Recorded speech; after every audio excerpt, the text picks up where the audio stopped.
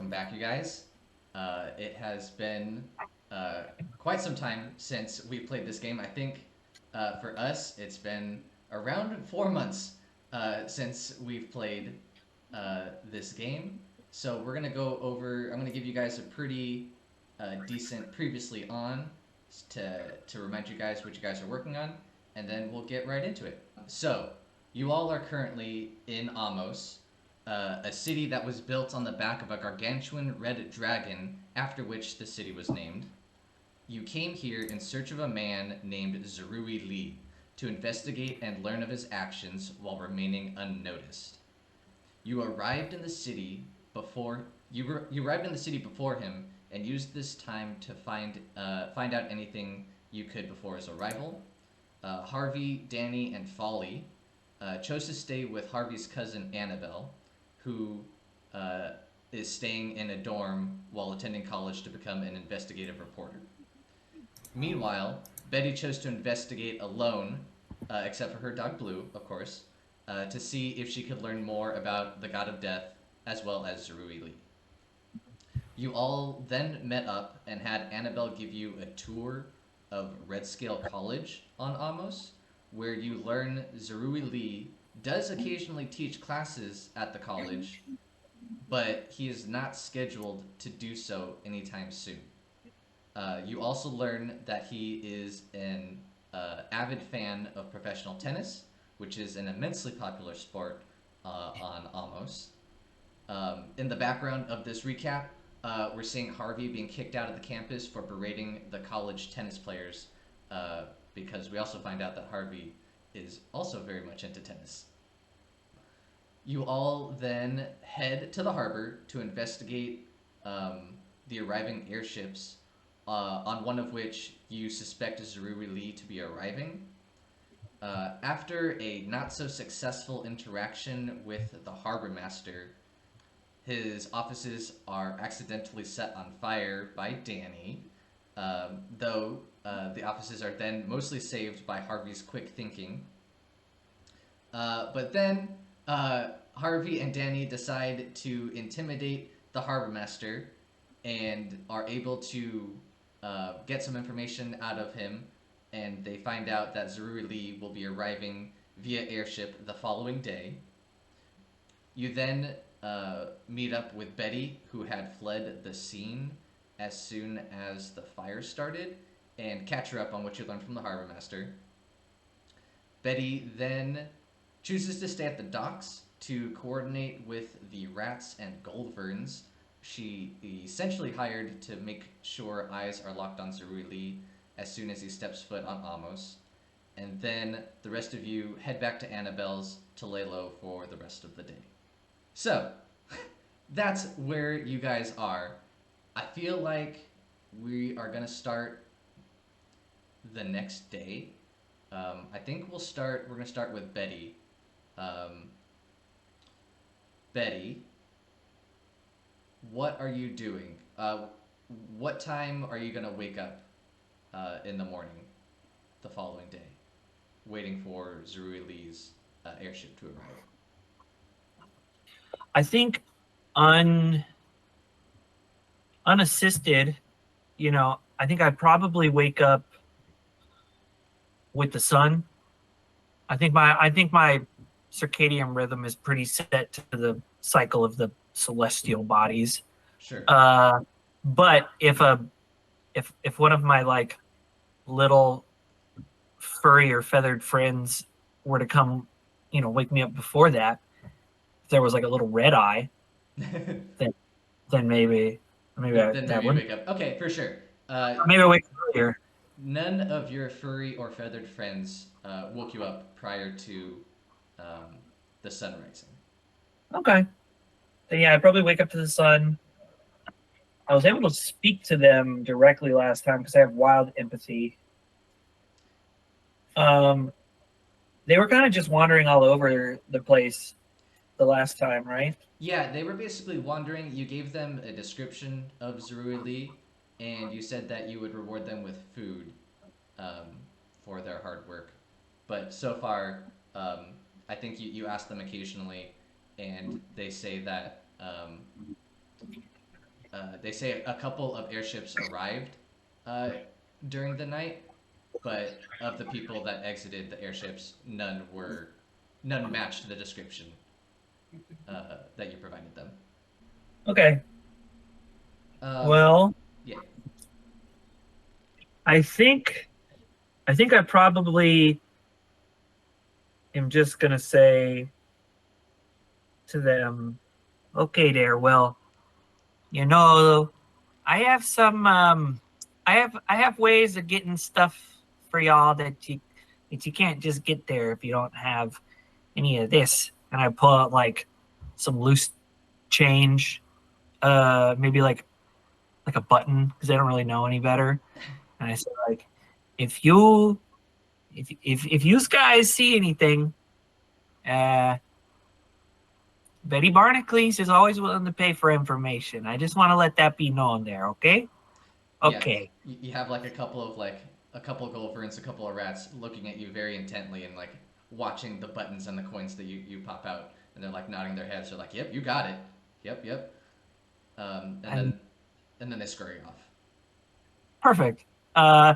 If that's the case, I think I think we could probably cut back to everyone. I'm probably heading over to meet with everyone since Okay, my my harvesting of information did not yield the results I was expecting.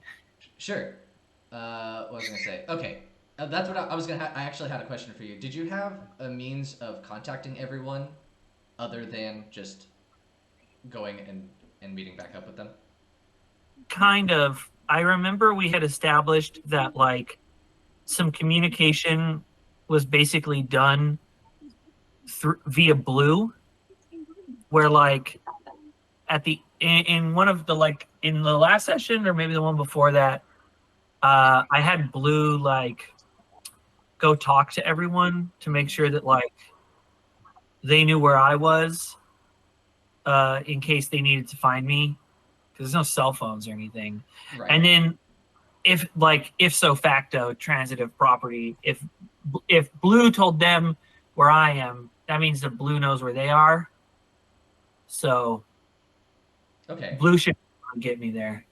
Okay. Cool. So you're following Blue Yeah. back to presumably Annabelle's.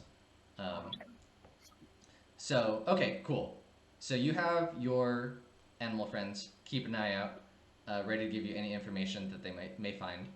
And then you're heading back to Annabelle's. So let's cut back to everyone else.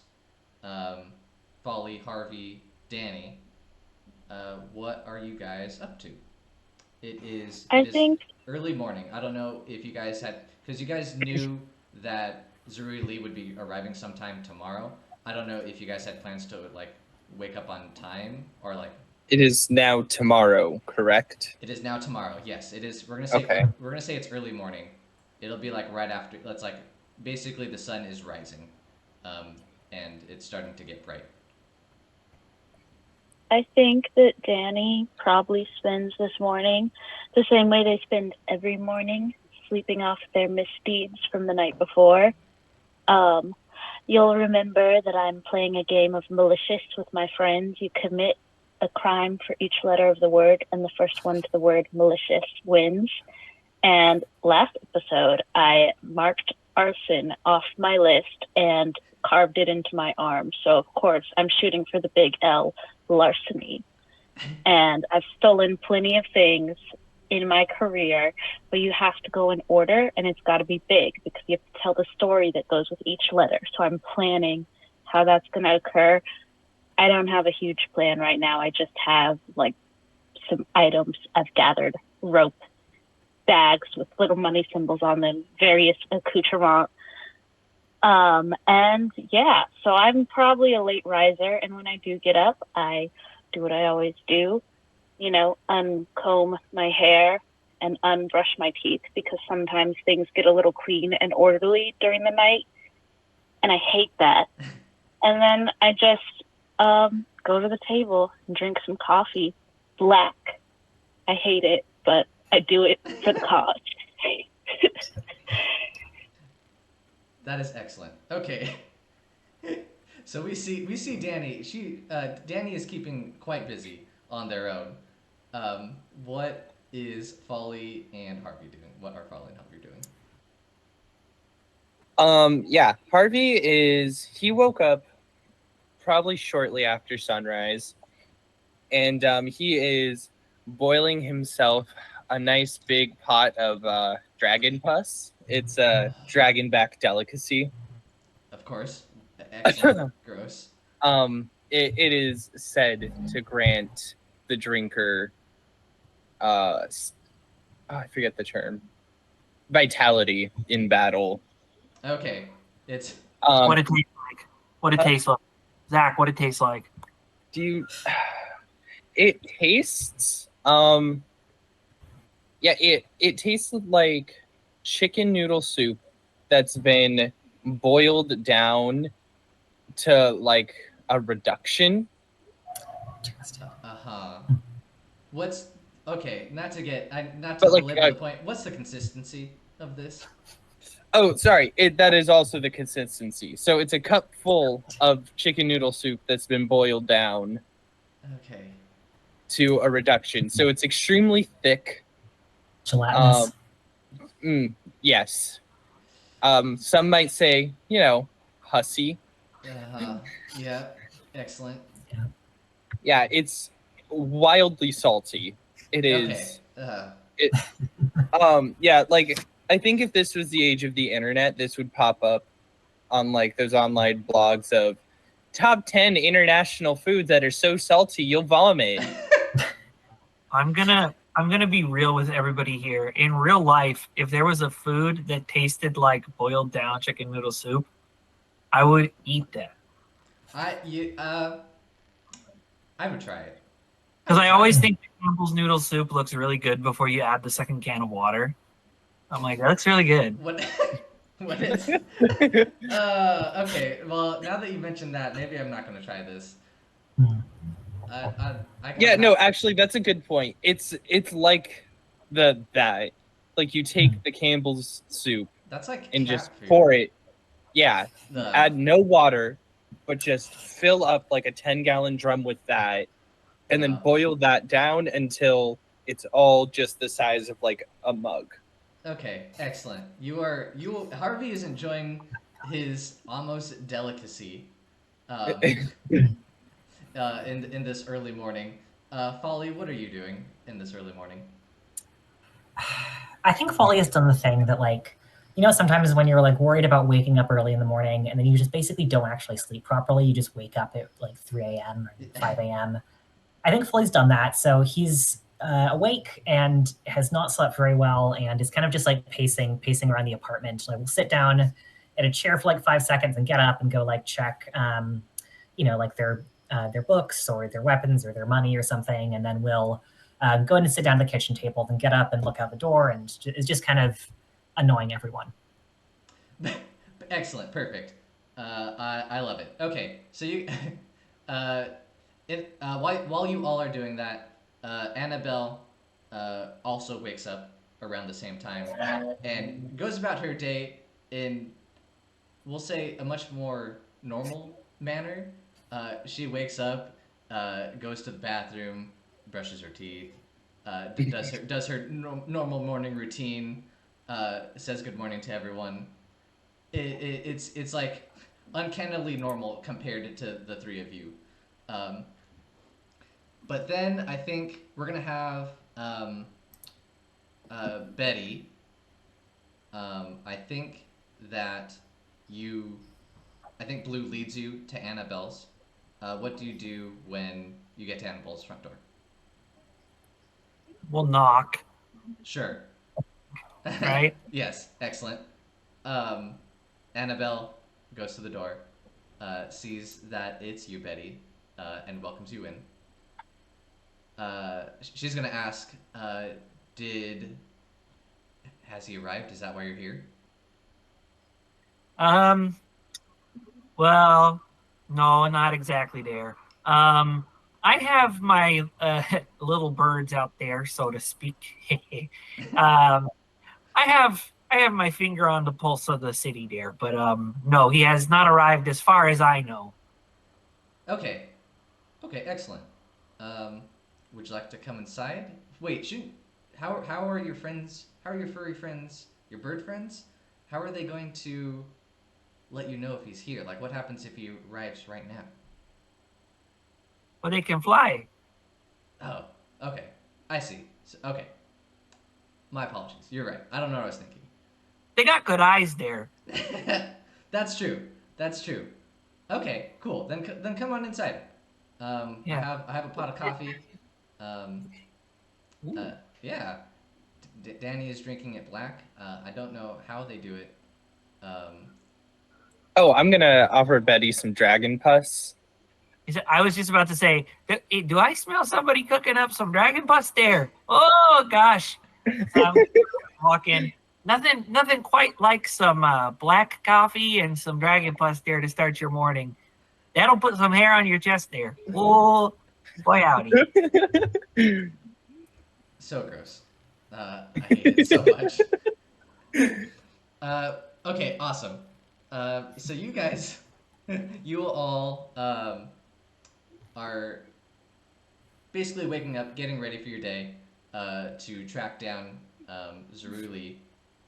I think maybe about an hour passes when you hear a scratching and a like knocking on the window. Ooh.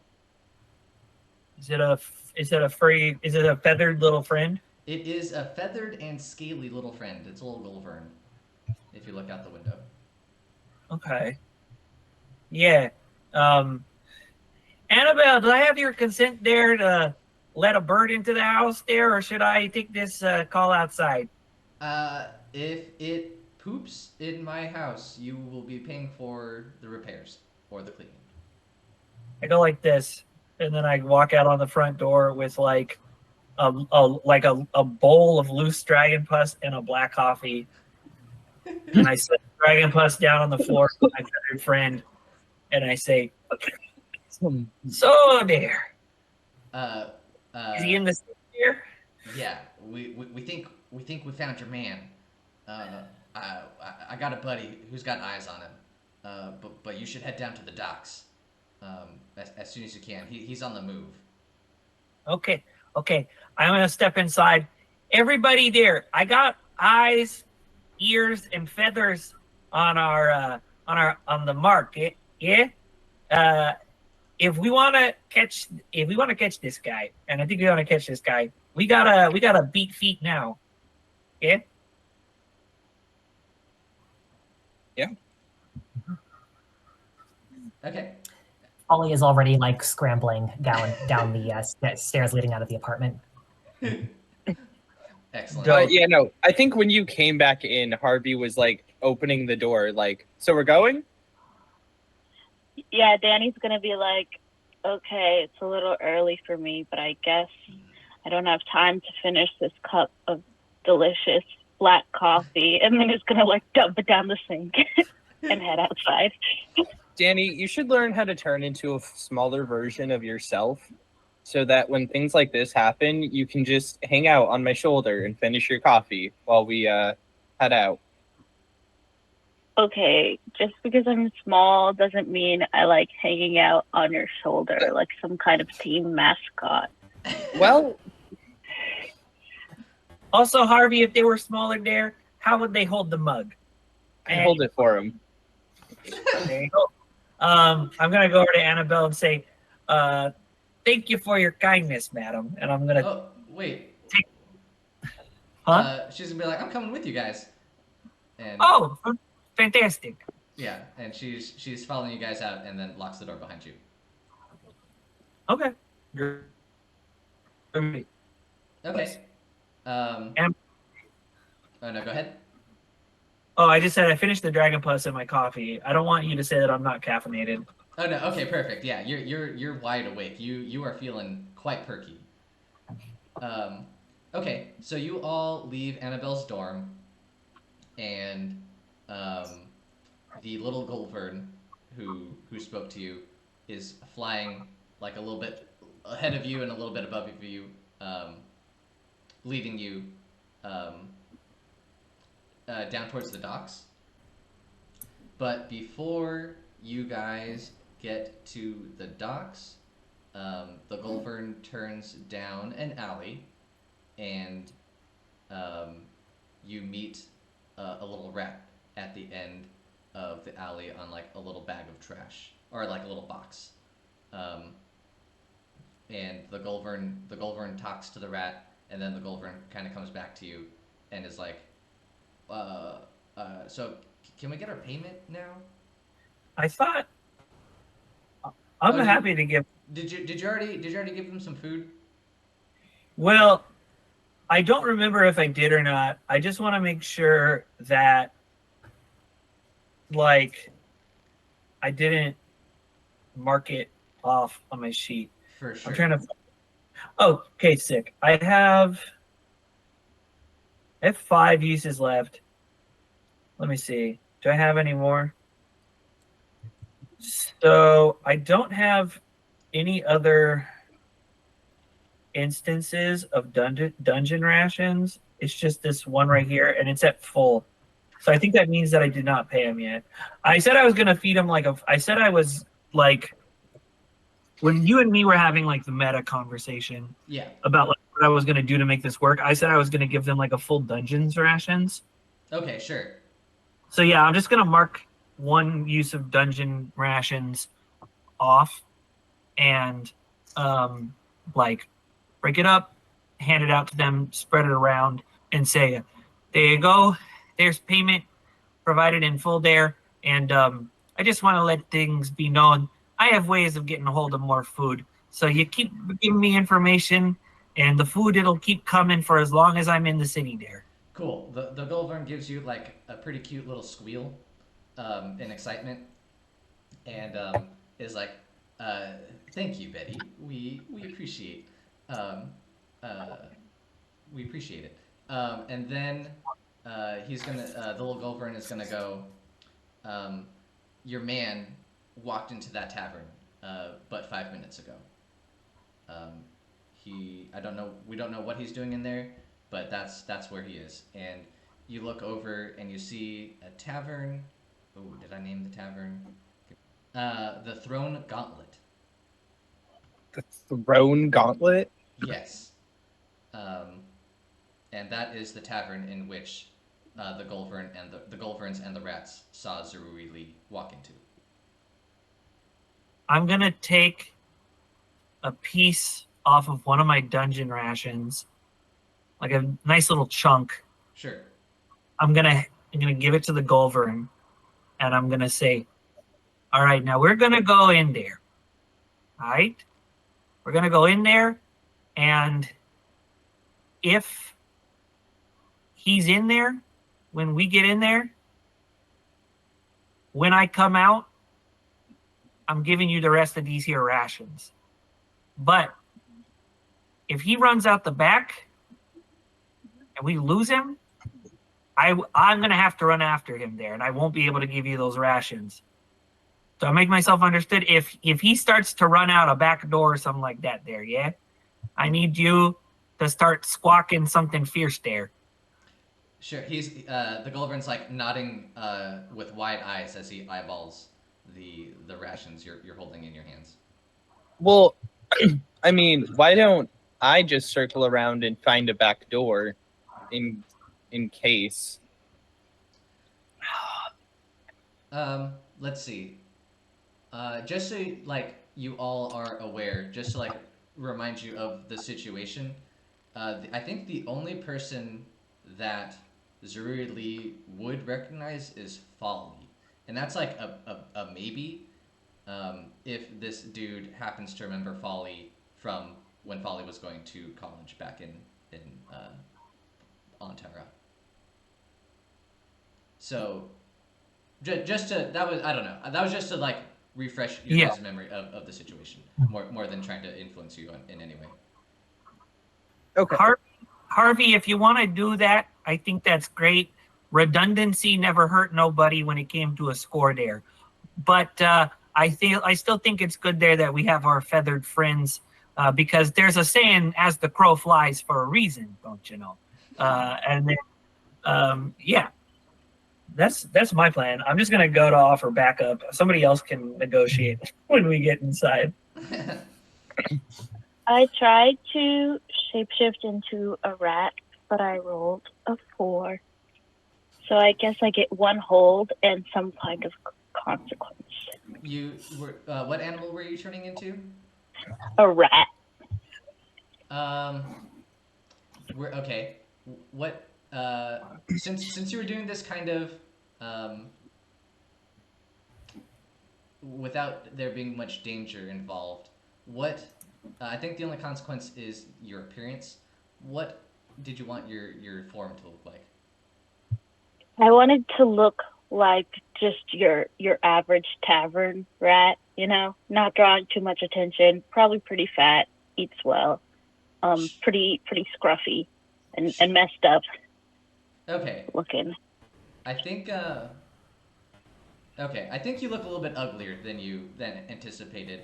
I think the form didn't quite take, and I think you have like a bit missing out of your ear and some like patches of fur that are missing, and I think your Oh tail is kind of no. craggly. So like you definitely look like a tavern rat, but like you are kind of a slightly noticeable of a ugly tavern rat. Like if I don't know, Okay. if I saw like a rat that looked normal, I'd be like, okay. But if I saw a nasty rat, I'd be like, ugh.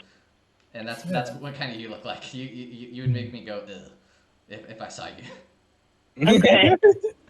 Yeah, I think Folly looks down and is like, oh, what's that rat?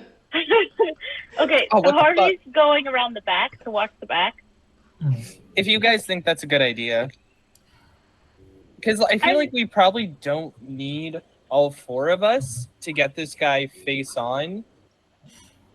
I feel. Whoop. Sorry, go on. I almost feel like having a 4th person to go at him face on is less valuable than having 3 go face on and 1 to slow him down if he runs.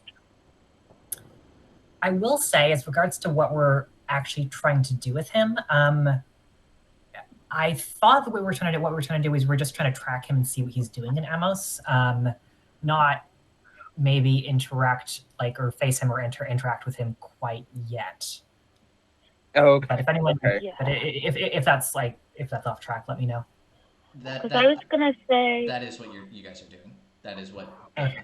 the instructions you were given requested of you. Okay, I still think it's a good idea to have someone out the back in case in case things break bad. But Okay. Danny is gonna be like, I just want to reiterate that I'm not a mascot, and then like crawl towards Betty and then like do the universal gesture for uppies. be like, get me close to the table. God damn it. I am now holding a loose rat. Excellent. Okay, so it sounds like Harvey is going to circle around the tavern and kind of monitor the back door. Are Betty, Danny, and Folly planning to go inside of the tavern?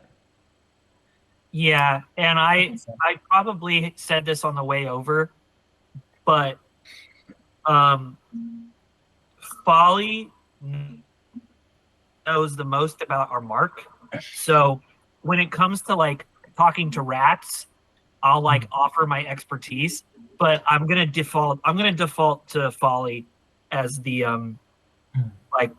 as the point leader for this job. Okay. Yeah, I mean, I think like going into the tavern, I think Folly like pulls up pulls like a piece of cloth or like maybe just like pulls their like hood or something over his head to be like trying not to be recognized. But yeah, Folly will kind of lead the way into the tavern, and once inside, we'll like scan the room and see if he can recognize Zero Lee immediately. Excellent. Okay, so Harvey goes around to the back. Folly, Betty, Danny, and Annabelle all walk into the tavern. When all of you walk in, it's definitely a bit more of a dingy tavern than the Juicy Warthog you all visited when you initially got onto Amos. Um, their Folly is definitely not the only person with their hood drawn. So Folly fits in just fine. Yeah, how about you give me a roll, Folly, since you're coming in here and scanning everything, which would be a discern realities. I feel like that would be an appropriate roll. Mhm. All right. In order to rule out any complications that might involve Folly taking too much notice for scanning the crowd, can I step ahead of them a little bit and be this like giant butch person with like a huge dog and a rat in their hand? Try to Yeah. just to try to prevent that particular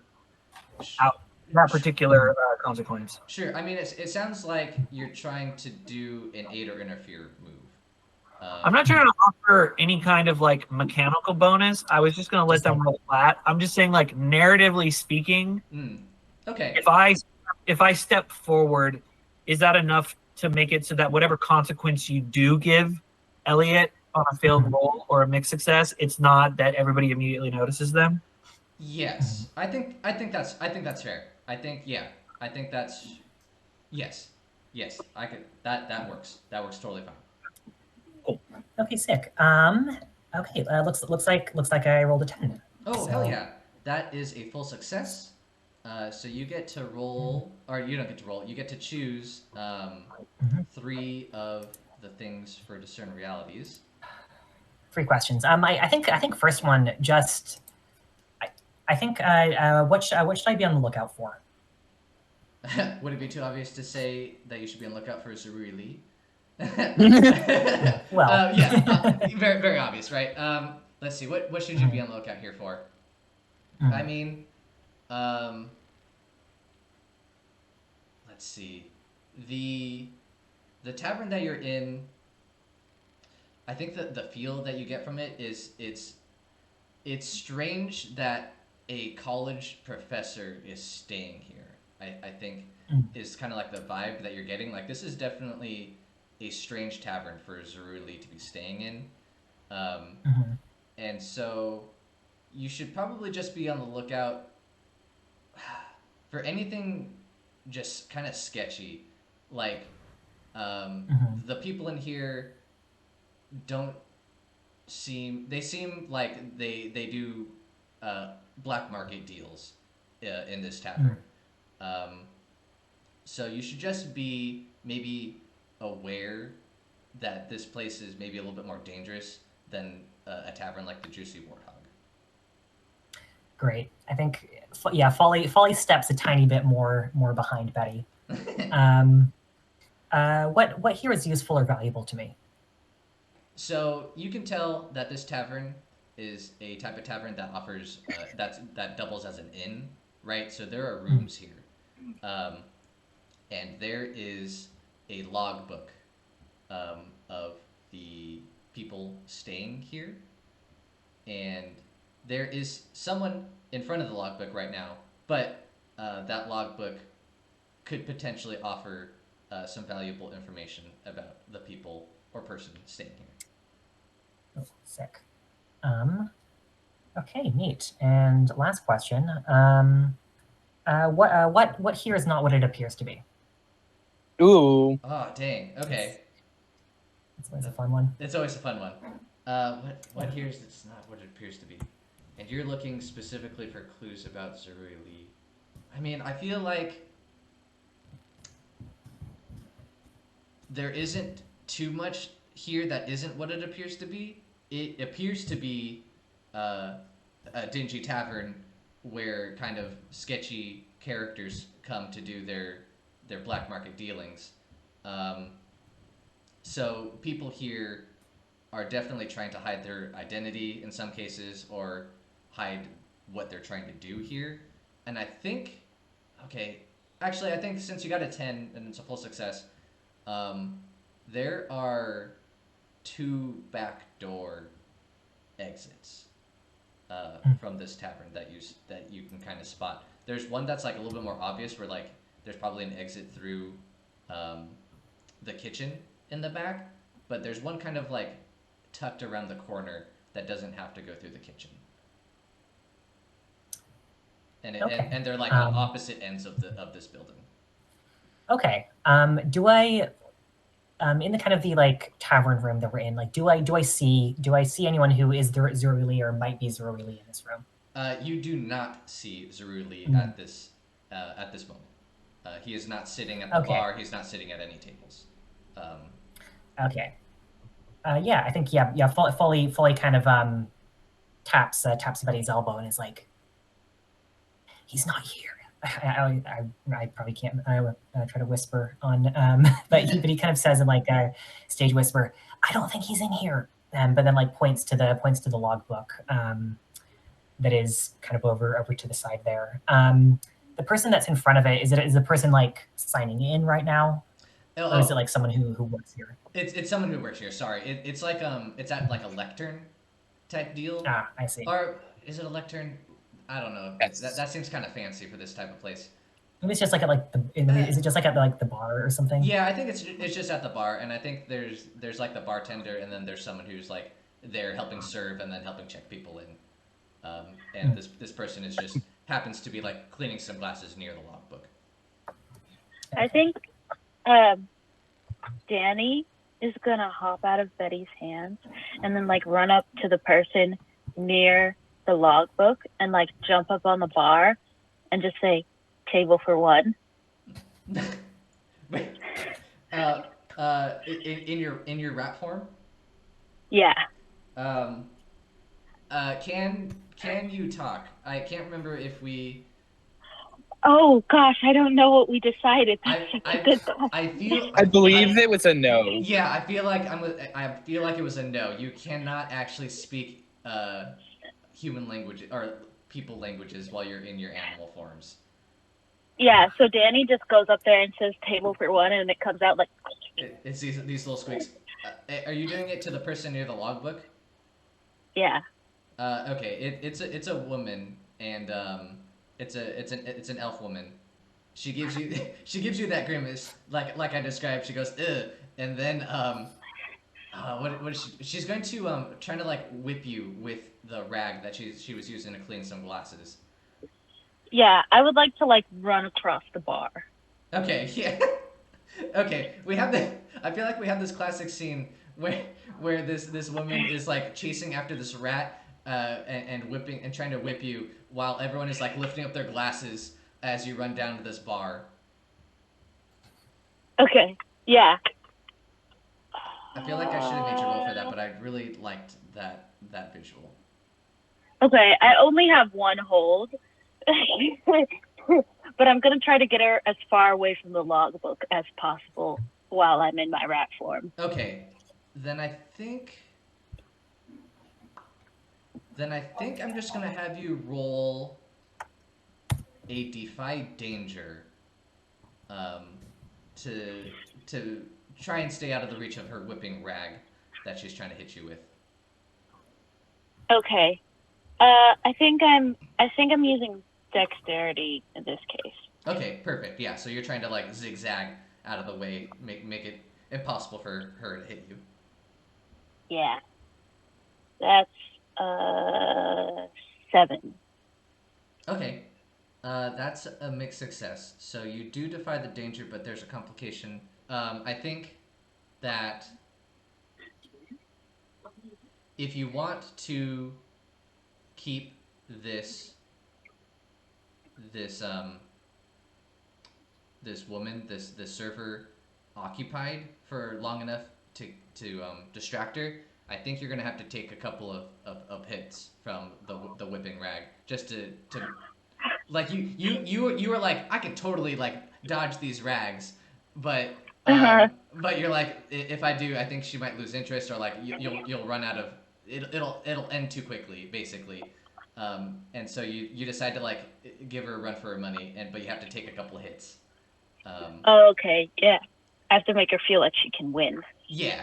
So like I think in that case you would end up taking I don't know how much health you have. I don't want it to be too much, but it would be 1 or 2 points of damage. Okay, that's all right. I have 1 armor. That's Okay. not terrible. Yeah. And yeah. then after this turn, I turn back into myself, right? Oh, is that how the hold works? I I don't know how. I don't remember Yeah, yeah, how. yeah. I always forget too. I feel like the hold is strange. I think I Oh think you still no, get it's to. just Oh, go ahead. I don't get to do a move that's like specific to this form. So I don't think running around really counts. Yeah, I think you still get to keep that hold. I don't think you were doing any of your specific rat moves, so I think you can continue to be a rat in this case. Okay, cool. Okay, excellent. So you take like a point of damage just to keep this server away from the logbook. What do you do, Betty and Folly? I have a really quick like technical question, which is like Yeah. I don't know if you explained this already. Is this a tavern, as in like there are rooms to sleep in above us? Yes. Okay, Yes. Yes. okay, cool. I'll probably just like nudge Folly Mhm. towards the logbook. Yeah, Folly is gonna kind of like lean up against the bar, like trying to look casual, and then is gonna start like scanning the recent pages of the logbook to see if he can find if Zuri's name is on there. Okay. Yeah. Let's see. Um, let's see. Since the server's distracted by the rat, I don't think you have to roll anything. You scan Mhm. the logbook, and you I don't think you see Zuri's name, but I think you Mhm. see like a suspiciously similar one that was logged like very recently. Like it's like the Like second that it's movie. like the second name down, and it's like uh it's like I'm trying to think of a name real quick off the top of my head. It's like Zaral Long or something. It's it's like it's got the same initials basically in the name, Mhm. um, and it just happened within like the Goldvern outside had told Betty like Zarudli had entered in like 5 minutes ago, and Mhm. it looked like this guy has like checked in at this point like maybe 10 minutes ago, so like the time like matches. Mhm. Is there any other information in this entry, or is it just the name? It tells you the room number, um, and the room Okay. number is like how big is this tavern? Um, it's not it's got 3 stories. I'm gonna say, and the name Zaralong has he's on the second he's on the third story in room like room 2. Okay. But yeah, so you get that information. Mhm. Third story, room 2. Yes. Okay. I guess I wouldn't know that, but Not yet. Mhm. yeah. Not until Yeah. until it's in. No, I think Folly kind of turns around and does the same kind of like probably not super inconspicuous, but is trying not to be noticed. A whisper. It's like he's on the third floor in room 2. I think he's staying under a fake name. But yeah, I convey that information to Betty, and kind of move away from the bar so I'm not standing right up against the logbook when the server finishes trying to catch Danni. Okay. Okay, excellent. Um, I think we're gonna cut back to Harvey just real quick. Um, Harvey, you're in this Mhm. alley. Um, someone walks out of the back door that you're kind of like eyeballing, Okay. and it this person does not meet the description of Zaruli that you know of. But this guy sees you. Um, he's another elf. He sees you, and he goes, "Hey, get the fuck out of here!" What the hell are you doing in this alleyway? You're being weird. Get the fuck out of here.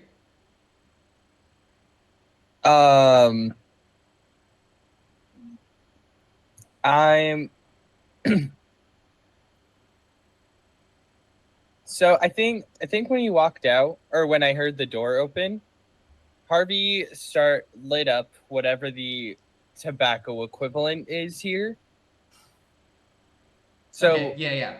so like, what do you think? Like, do you think there are cigarettes, or is it pipes? Ooh. Is it like what's? Ooh, what do you It's think? dragon. Huh? It's what? One more time. It's dragon cubes. Dragon Dragon cubes. cubes? Yeah. Okay. Terrible. I feel like Why? I don't know. I almost feel like it'd be more likely to be a microfauna that like grows betwixt the dragon's toes. Oh, it's a fungus.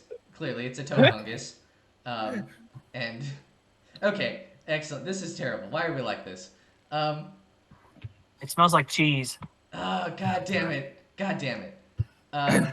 Okay, it's a super common thing that's smoked on Amos, because it's where it's harvested.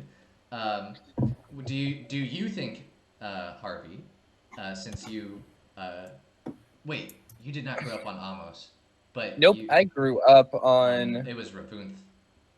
yes. But they have their own variety over there, and I'm sure that you're displeased with Amos's variety. Oh or no, do you like just so it? we're clear. No, just so we're clear. I brought some Ravunth with me. Excellent. That's perfect. Okay. I am not. Harvey is not a smoker.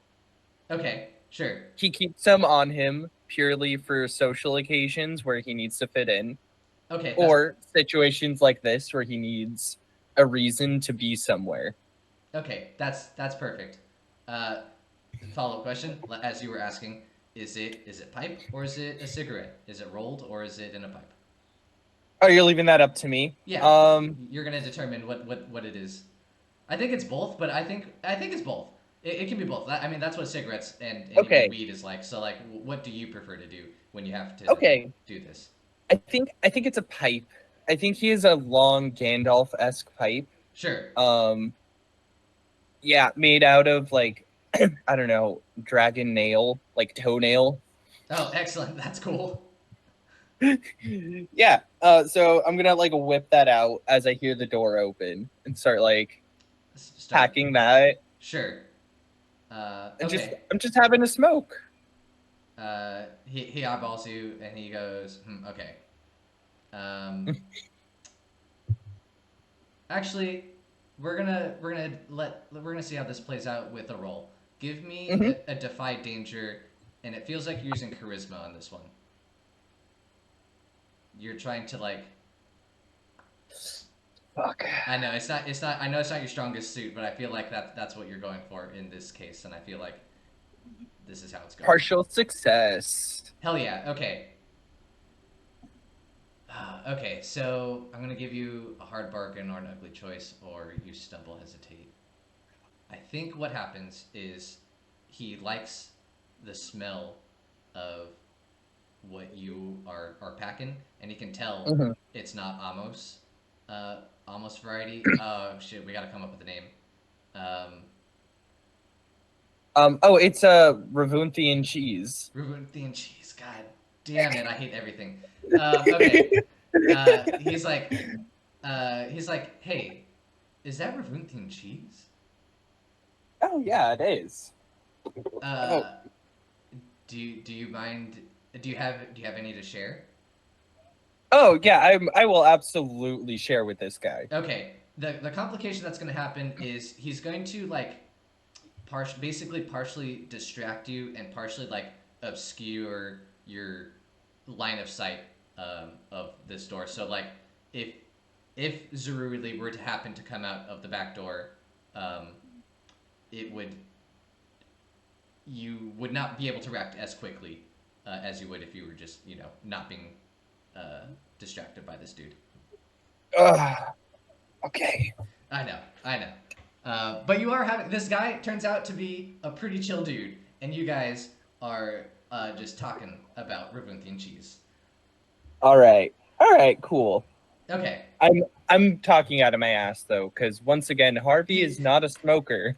I feel like you're just like trying to say like just like the most basic and generic shit, and he's like just lapping it up. He's like, oh yeah, man, Rivuthian cheese, it's so dank, but it's so good. Yeah, it's more of a head high compared to the almost animals. And you're like, oh yeah, sure, yeah, that's exactly right. Yeah, man. Yeah, man. Totally.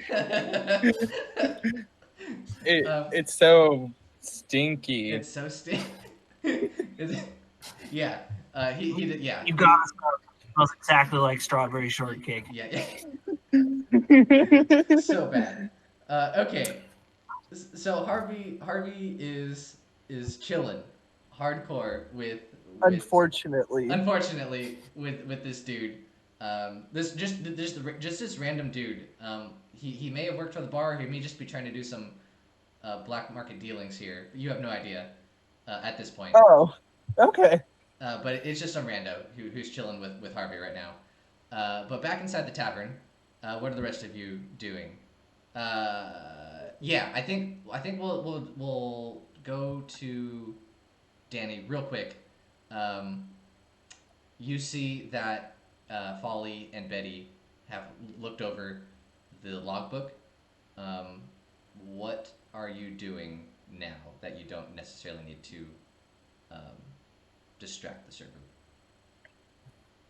Yeah, I'm going to spend the rest of my hold and turn back into a little mouse person, and then just grab the rag she was whipping me with and be like, surprised? She yelps. She yelps and she like falls backwards a little bit and lets loose the rag, and she's like grabbing her heart, and she's like, why would you do this? I'm gonna smile, and I'm still wearing the charm I got before that makes it look like I have rabies. Excellent.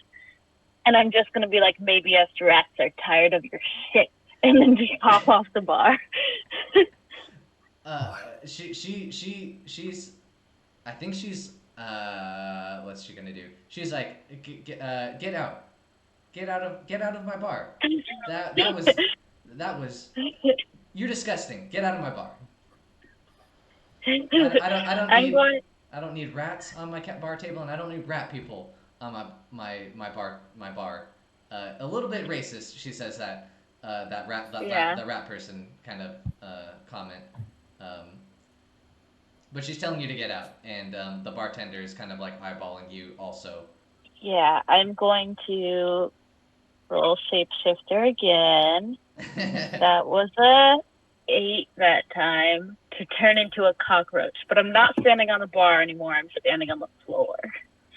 Okay. Okay. I mean, you do that, right? And you get 2 hold when it's a mixed success? Yes. Okay, but there's still a complication, I believe, since it's a mixed success. I mean, they see you turn into a cockroach, and the server squeals again and hops over the bar and starts to chase you. Oh shit. Okay, can I try to find like a small hole or something to crawl into? Yeah, I feel like this is gonna turn into a Tom and Jerry situation. You go into the hole, and she's like at this hole, like banging on the wall, trying to get at you. Oh man, yeah, for sure. Okay, we're gonna leave you there for just a second. Betty and Folly, what are you doing? I was actually just looking up the like shape-shifting mechanic. Yeah. You're supposed to give the GM is supposed to give the druid like one or more specific moves that are specific to the form. So what is What is flying? Do? Flying. Wait, hold Flying. on. Flying? Are you saying flying? Flying. No. I want to be a flying cockroach. No. So Alyssa, it says that you get all of the movements and like size thing that's like necessary for your creature. So if you turn into a crow, you don't have to spend a hold to fly. but like a crow might have a move that's called like spot shiny thing, right? Yeah, And I feel like Danny's done rat before, and like for rat, I think we had one of the moves was like gnaw, and you're like able to gnaw through things. Yeah. Hmm.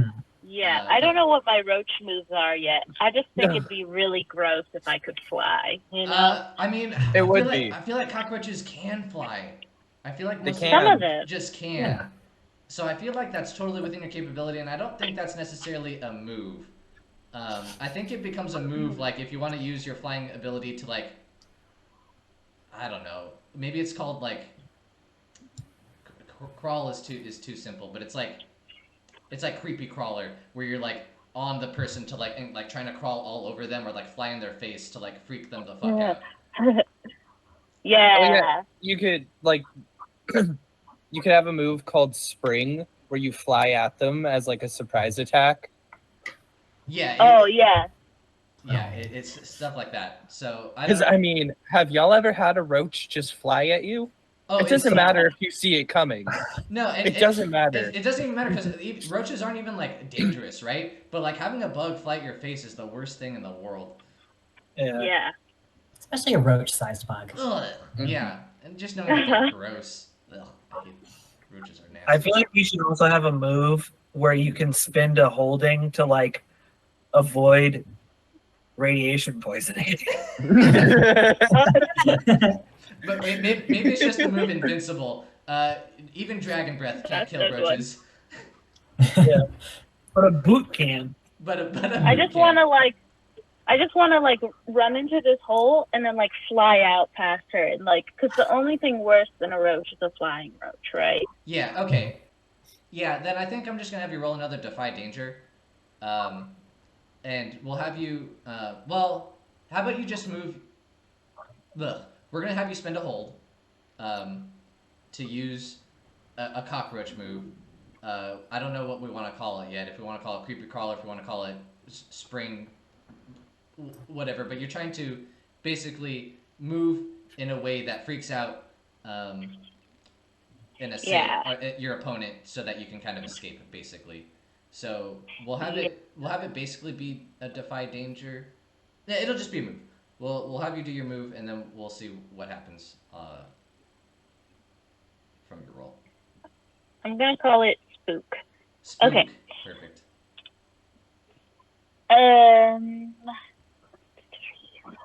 5. Okay. Okay. Here's what happens. I think you still spend the hold, so you only have one more hold left. This server has dealt with cockroaches, and you Oh no. are not the biggest cockroach she has dealt with. And so she is unfazed by your attempt to fly at her face, and I think she like bats you away. It doesn't harm you, and you're able to basically crawl back into the hole in which you flew out of. But you are still stuck there. I think that is like the ultimate complication is you're still stuck in this hole with this surfer woman trying to get at you. Yeah. And Okay. you're separated from everyone for now. Okay. So we'll go back to Folly and Betty real quick. What are you two doing? And Annabelle's with you too. But what are all of you doing while there's this commotion happening? Yeah. Question. Are there like room keys for the individual rooms hanging up anywhere? Yeah. Yeah, I think there would be room keys hanging. They're probably behind the bar. But they're near they're like I think the bar kind of it's like an L-shaped bar, or like it does like there's like a turn to the bar, and that's like really long, and then it turns again on the other side. And I think on the side of the logbook, it's still behind the bar. It's on the other side of the bar that the patrons can't do, but all the keys are hanging on the wall near the corner where the logbook is. Okay. Are there any rooms near near where Zruili would be that seem to be vacant, like they still have their keys up? Yeah, sure. Um, yeah, there is. You see a key for like room 305, um, Mm. and it's just hanging there. You know. Yeah, I think Folly kind of just is stage whisper to Betty again, and is like, "Hey, cover me!" And Folly is going to try to climb up onto the bar and snatch one of the keys. Okay, that definitely feels like a roll to me. That is I fair. I feel like that is for this game. Yeah, it is going to be a defy danger. Um, Okay. I feel like it's dexterity. Hmm. I feel like it's dexterity. Okay. Can I Unless say yeah. that? What's the specific? Can I say that I get a +1 forward because I'm still acting on the answers for my discern realities roll earlier? Yes. Yeah, I'll let you take a Okay. +1 forward for this. Yeah. Okay. I already rolled physical dice, so that is gonna be a 9. Ooh, excellent. Okay, that is 9, 10, 11, 12. Yeah, 9 is Okay. a partial success. Um, and that's for your defy danger. So you're gonna stumble, hesitate, or I'm gonna offer you a hard choice. I think what's going to happen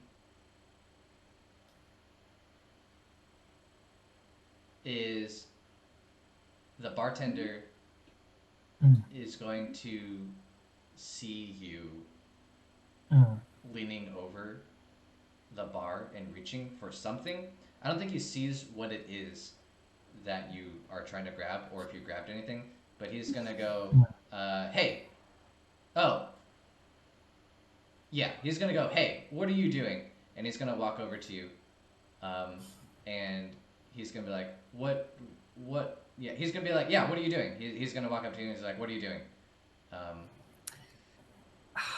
Oh God. Folly. Folly. Has Folly like actually managed to get the key at this point? you did manage to grab the key. You just Mm. got a little caught doing it. Okay. Like holding the key like behind their back. Folly's like, I was trying to get a drink and it seemed like you were distracted, so I thought I'd help myself. Okay. Um, okay, you're super duper lying to this dude. Um, I mean, yes. yeah. Dang. I mean, I feel like, Devon, yeah.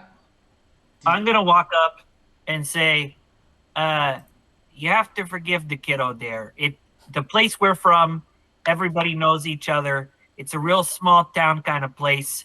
People just say the bartender at the bar we're from, they just tell us to do that. How much is the beer? Oh, okay. Uh, the the bartender, um, the bartender kind of gives you a glare, Betty, and he's gonna go.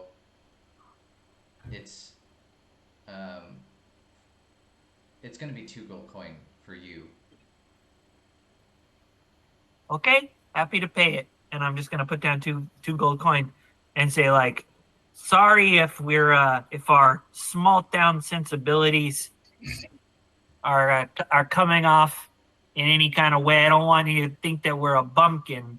You know, we're just here visiting some people. You know, big tennis fans. Our cousins are. They wanted us to come see this game. I don't get it personally. It's tennis. He's gonna glare at you as he picks up the coins, and he's like, "I don't get it either. Don't reach behind my bar ever again." And he's gonna walk away.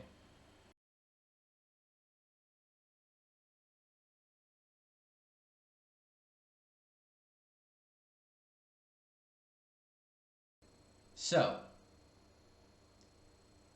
Folly and Betty, you just acquired the key to a room on the floor that you suspect Zeruli is staying in. However,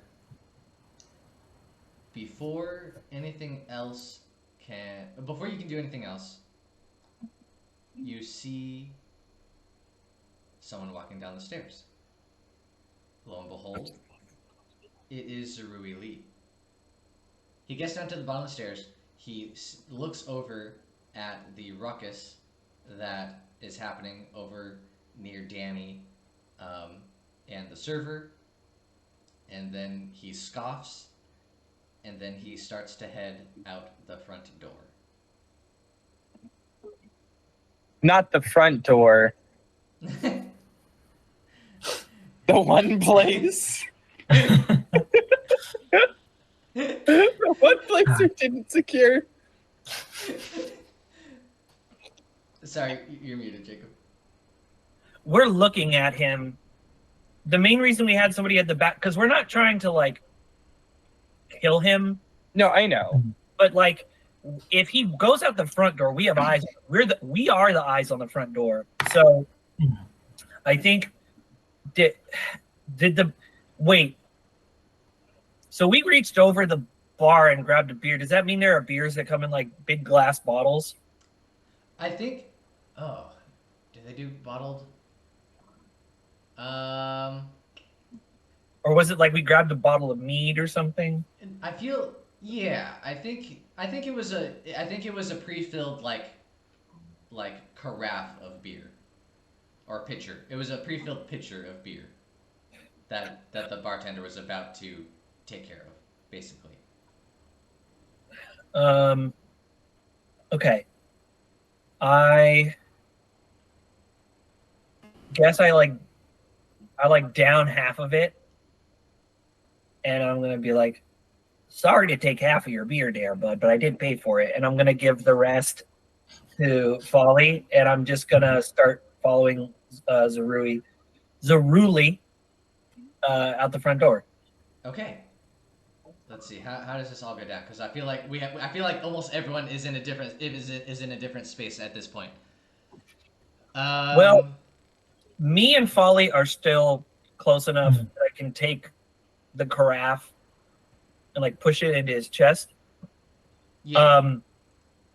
What are the open carry policies for alcohol in this city? Ooh. Can we take a road beer with us? Can we take a walk? I don't see why not. It's the fucking like equivalent of the medieval times. I don't see there being any issue with having a road beer. Yeah.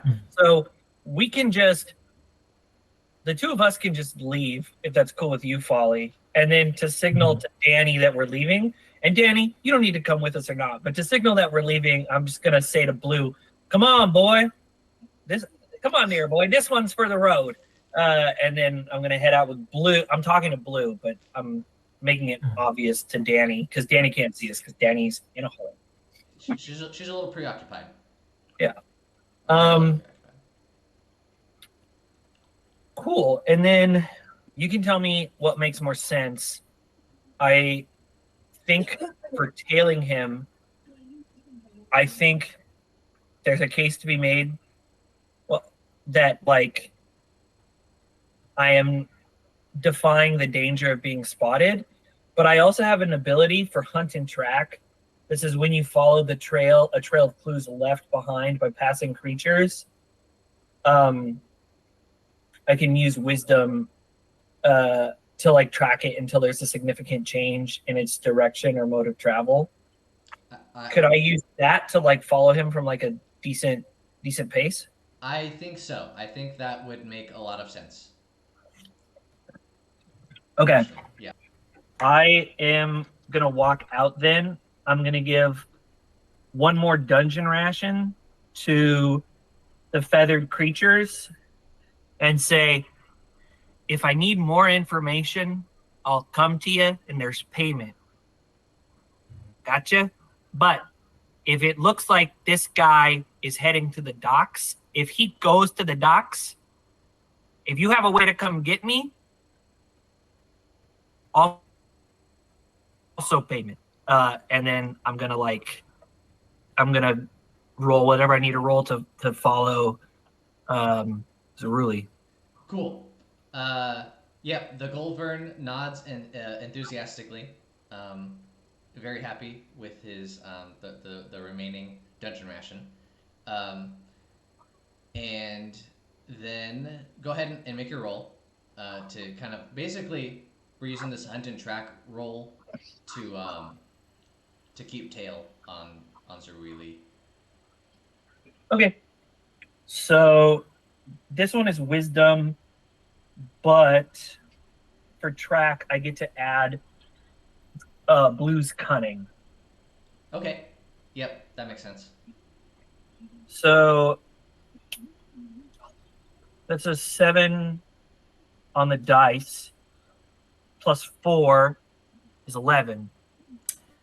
Excellent. Is for this move, is it are there like options you get to choose from, or is it just you successfully do this until there is a significant change? So on a 7+, you follow the creature's trail until there's a significant change in its direction or mode of travel. Sure. So I get that.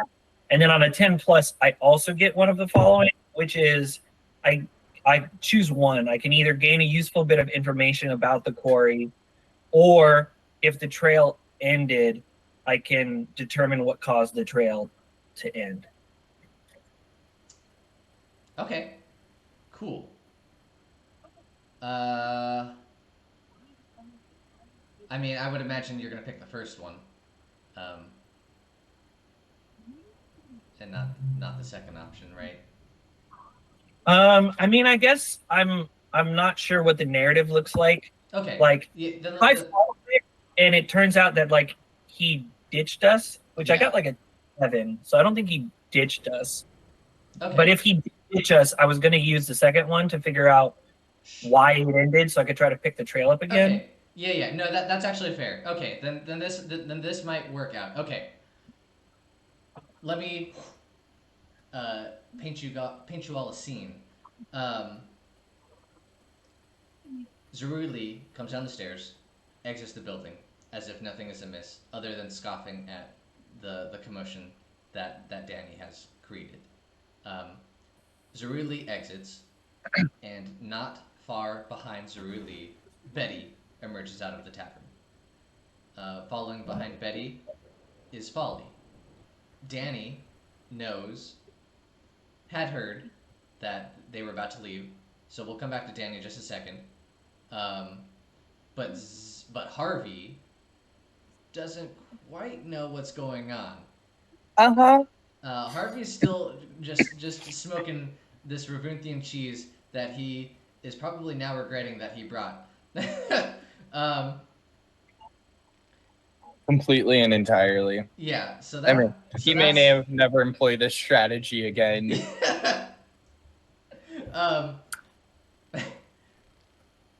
While Betty and Folly and Annabelle's also with you guys, with you two.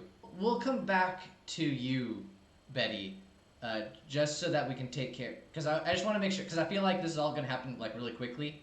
So let me go back to Danni real quick. Can I actually say that I do something real quick before I leave the building? Yes, absolutely. Yeah. I think Betty like downs half of this pitcher of beer and kind of passes it off to Folly, and Folly is just like carrying it like on like their chest like that. Before leaving, it turns around and is going to walk up to this server who is kind of just whacking at this hole with a broom or something, and is like, "Ma'am, excuse me, I'm done with this. Is there like a place I can put this? I'm going to try to distract her long enough for Danni to sneak out." Excellent. You talk to the server. She's like, oh, why thank you. No, she's not like that. She looks at you annoyed that you're interrupting her in the first place, and she's but it diverts her attention enough to deal with you as a customer that Danni, you see an opportunity to escape if that is what you are looking to do. Okay, yeah. Danny would definitely like to try to get out of his hole. Okay. And Go ahead. sorry, do I need to roll for that? I don't think so. I think the server is distracted enough and long enough where there's no need to roll. Sweet. Okay, I think Danny's gonna run to the stairs and then spin the rest of the hold to like turn back into a rat person. Sure. And then like make eye contact with Folly and make like a go on without me type of gesture, you know, like a wink or something. I'm gonna say maybe we had a signal ahead of time of like, go ahead, I'm gonna go sneak into the room and see what I can find. We definitely had a signal for that specific phrase. What if it's like a little scratch the nose? Yeah. I'm sniffing out the fruit.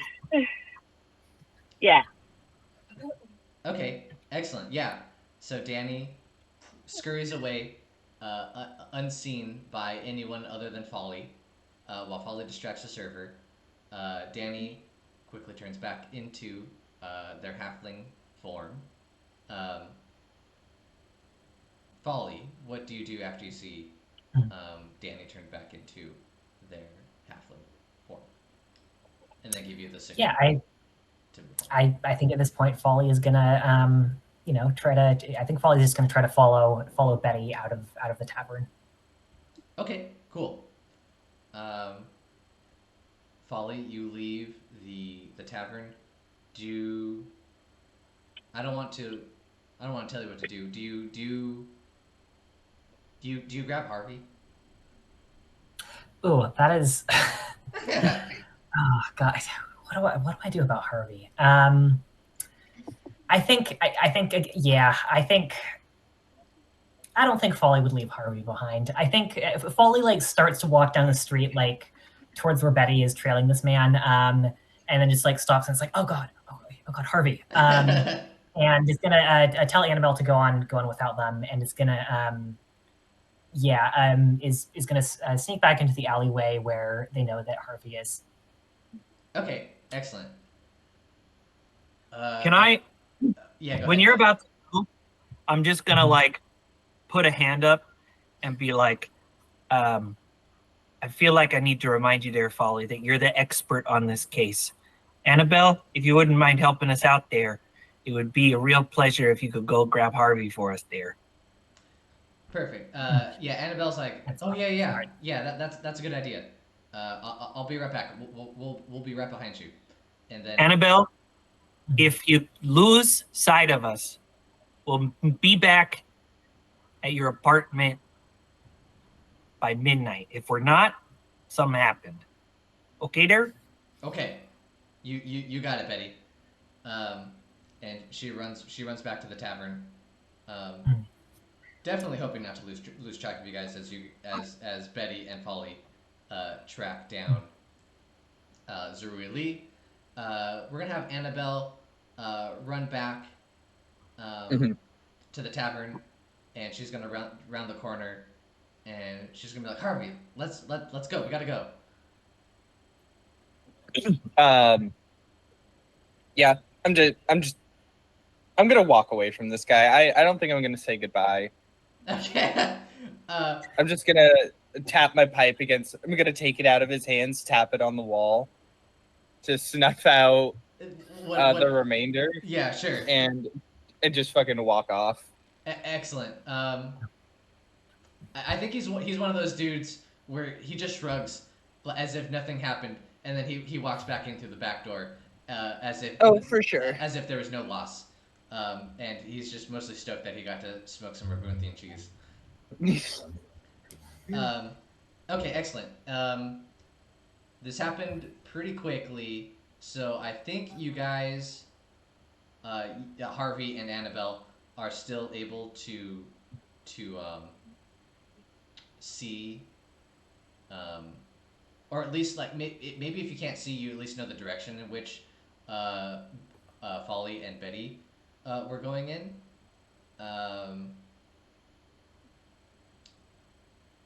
Yeah, let's see. And then Danni, you're staying at the tavern, right? With the intention of, well, I don't know what your intention is yet exactly, but you're staying behind for a minute, right? Okay, let's go with Danni then for a minute, before we continue with Zerili and everyone else. Danni, you are on the staircase up to um, the the inn part of the tavern. What are you going to do? I'm going to go to the second room of the third floor and try to just kind of walk in there. Is it locked? It is locked. Zeruli did remember to lock his room. Okay. I just thought I'd ask. I mean, Some days we get lucky. some people are confident and do not lock their rooms, so it is a fair question for sure. Um, okay, Danni. Right. The door's locked. Okay. I said just as like a flavor thing that I spent the last night collecting the tools of larceny. So I don't think mechanically I can say I have a set of lockpicks on me, do I? Can I? Hold on. Larceny Theft. Larceny is theft, right?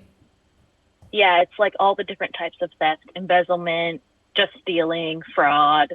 I mean, you did not know specifically what type of larceny you were going to commit, right? So I don't think it's outside of the realm of possibility that you secured a lockpicking set. Heck yeah, dude. Okay, so I'm going to like take out my little bag with a money symbol on it and dig around in there until I find my lockpicking set, and then just go to work. Okay, sure. I don't even think this needs a roll. Um, there's not really an impending danger for this roll. Oh, is there? Hold on. Give me 1 second. He's got like a lover left in the room who's just having some breakfast. That would be hilarious. I wish I had thought of that. Hold on. I'm just trying to think of what Zeruli would do.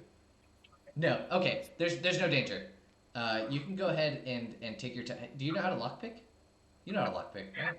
Or like I think. I still, but I think that narratively, like in my background, I definitely would. Sure. Yeah. I think in this case, since there's not really an impending danger that you are aware of, I think you can like kind of take some time. I think you're maybe like an amateur lockpick, um, and I think it's okay. I think it's okay to do this without a roll. So you go ahead and lockpick this room, and you hear the lock click, and the tumble turns, and the door is unlocked. Sweet. Okay, I just want to search his room, like pretty quickly, but also quietly. Sure. That sounds like you're gonna do a discern realities roll for me. Okay. And we'll see what you learn from that. Okay. This will like encompass all of your time searching through Zeruli's room. 9. 9. Excellent. That is a partial success. So I believe you get to ask one question from the list. Okay. Do you have the list? Yeah. Okay. What here is useful or valuable to me? Ooh, dang, that is a good question. Would it help to know that I'm doing this to further the mission and not necessarily to further my own ends? That does help. Actually, I think what you find is a letter, and this letter is it's not signed, which is weird to you. But as you read the letter, the key pieces of information that you glean from this letter is that Zerui Lee plans on meeting someone. Plans on meeting someone somewhere after or during a tennis match that is happening right now. Basically, the letter is saying that, like, it's from the person that he's meeting, and this person is saying that there is a tennis match happening for you right now, and that they should meet during the time that this tennis match is occurring. And he gives you, like, and within the letter, I feel like there's enough of an indication of the location that you can determine what area of the city it's going to be in. Okay. And it's supposed to be meeting this person right now? Yeah, not right now specifically. It's like in an hour or two. Okay. They're going to meet this person in some kind of area that you know is somewhere within the city. Okay, cool. I'm gonna like take the letter, stuff it in my bag, and then stuff as many of his personal belongings into my bag as well. Perfect. He unfortunately for you, Danni, he does not have much. It is like a strangely small amount of things for you to stash into your bag. That annoyingly Spartan academic lifestyle. Yeah, Disgusting. it's as if he was not planning on staying in Atmos for very long. Okay. Yeah, I'm just gonna take all of his clothing and like whatever else I can fit in my bag, and then just like whisper larceny to myself as I like walk out of the room. Perfect. That's perfect. Okay, you exit the room, and then we're gonna shift the scene back over to Betty, and then Betty and Folly, and then I'm gonna include Harvey and Annabelle. They're not that far behind you two. I guess we'll focus with Betty and Folly since they're slightly closer. Betty and Folly are following Zerui Lee. Behind them, not far behind them, is Harvey and Annabelle, who are going in the general direction that Betty and Folly were seen going. Betty and Folly are following Zerui Lee. Zerui Lee, you follow Zerui Lee up to the main sports stadium on Amos. Zerui Lee, you see Zerui Lee present some tickets to the ticket checker, and he enters the sports stadium. Betty, this might be a time to use one of your bonus moves for the hunt and track. Yeah, so it looks like I know what caused the trail to end. We don't have tickets. So I guess I would like to gain a useful bit of information from our time spent tailing him. The GM chooses. Sure. Okay.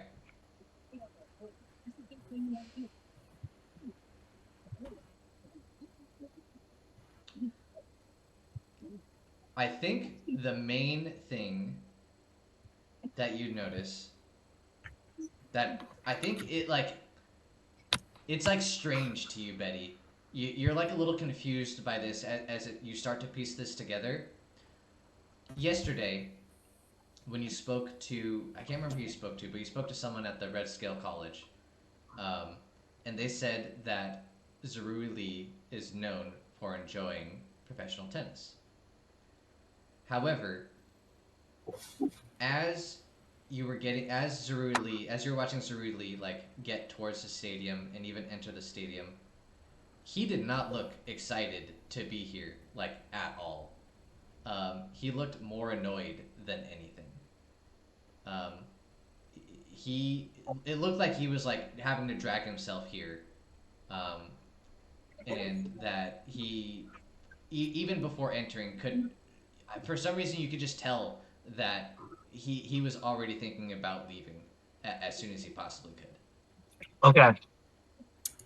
I'm gonna turn to Folly, and I'm gonna say, it looks like your old professor there doesn't actually enjoy tennis as much as he claims to there.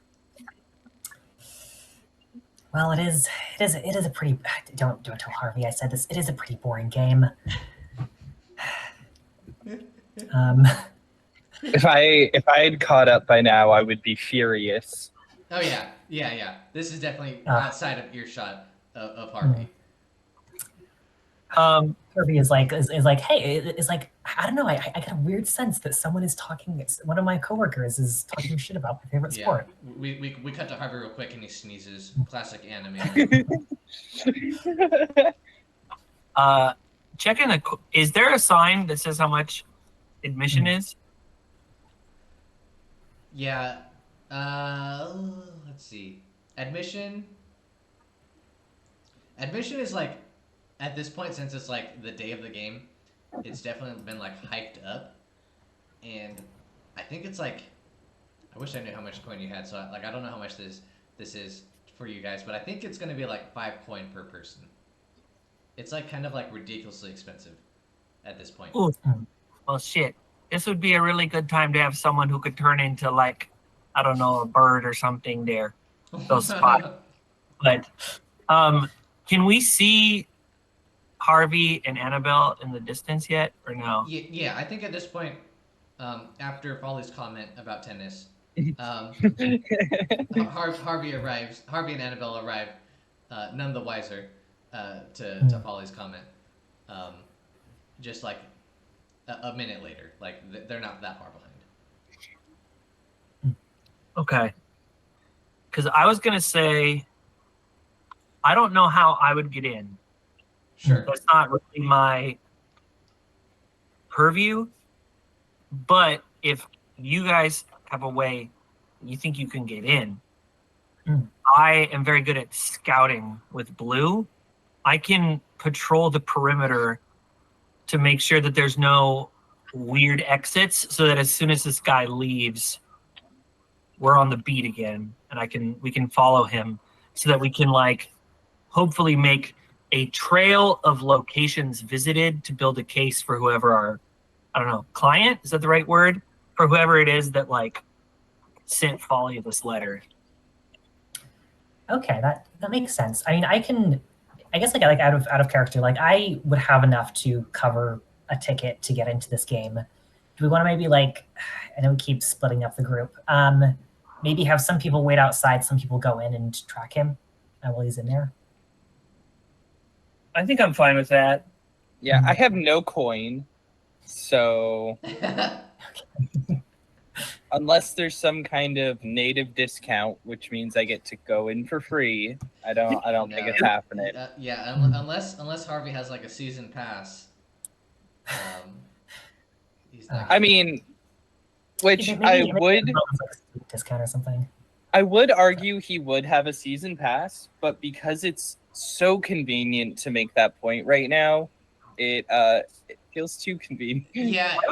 Like if we were playing like Blaze in the Dark, I'd like make you do like a flashback and spend some stress or something to do that. But since we're playing Dungeon World, it would be a little bit too convenient unless you had the gold coin to spare to say that you did. The only justification I'd have is his pre-established overzealous love for tennis. Yeah, exactly. But real quick, like, why would you have season tickets for a team that you famously hate? I feel like, how does it? Oh, my argument was, or I was gonna say, tennis is probably a small enough sport that you buy a season pass from like the DTA, Dragon Tennis Association. Okay. And like it's just for all the games of the season. Like you Yeah. probably go to just every game. Yeah, I think the games like the big like league games are always between like the different dragons, and so like there's like the season pass works for all the matches that are happening across all three dragon cities. Damn. Yeah, but Tennis But is a regardless, I don't have one. yeah, but yeah, exactly. Regardless, Harvey missed out on the season pass this for this season. Well, I think I would have enough to cover at least. You said like tickets were like 5 per person, right? Yeah. Okay, yeah. I mean, I could, I think I'll Folly spot, immediately. I'll spot you half. I know we can't break up coins, so I can spot you 2. I just Okay. didn't see any point in like blowing like 10 coin to get 2 of us there. Mhm. That's fair. I like have a fair bit of coin because I have not been spending it that much. But I think Folly feels bad about having made the tennis is kind of boring comment, and and is going to turn to Harvey and is like, I can after and is like I can pay for your ticket if you want. He's gonna look like a little kid who you were just like, yeah, I'll take you to the candy store. You can spend $5. Yeah, Folly. yeah, he's gonna accept and be so happy. I'm putting two coin towards Folly's ticket. Okay, thank you. Okay. Okay, so So Folly spends 7 coin, and Betty spends. Wait, that's Folly math's spends wrong. I spend 8. 8. Yeah, sorry. Math. Yeah, math is hard. Excellent. So Harvey and Folly buy a couple of tickets and enter the stadium. What do you do to try and find Zaruli? It probably hasn't been that long since he entered, but it's definitely like been a couple of minutes, and probably like long enough to like have to search for someone, right? Like in a busy stadium, it's going to be hard to find a single person. I think Folly is going to cast guidance. Symbol of your deity appears before you and gestures for the direction or course of action your deity would have you take, then disappears. Folly doesn't have a lot of practical skills, but knows how to do a spell that his god gave him. Damn. Okay. Shit. That's very good. Okay. I mean, I think I still have to like actually cast the spell. It could be unsuccessful. Okay. Yeah. Go ahead and cast the spell. Oh my Oh, god. okay. That was a fucking good That was a fucking good roll. I think I shouldn't have counted that extra +1. I think I had a hold from something that wouldn't have applied here. I'm gonna remove that. But regardless, that's still. But regardless, it's a very excellent success. Okay. Yeah. Okay. What happens on a success for guidance? Just what I said. Yeah. Just a symbol of my deity appears before me. There aren't any like negative consequences. Sure.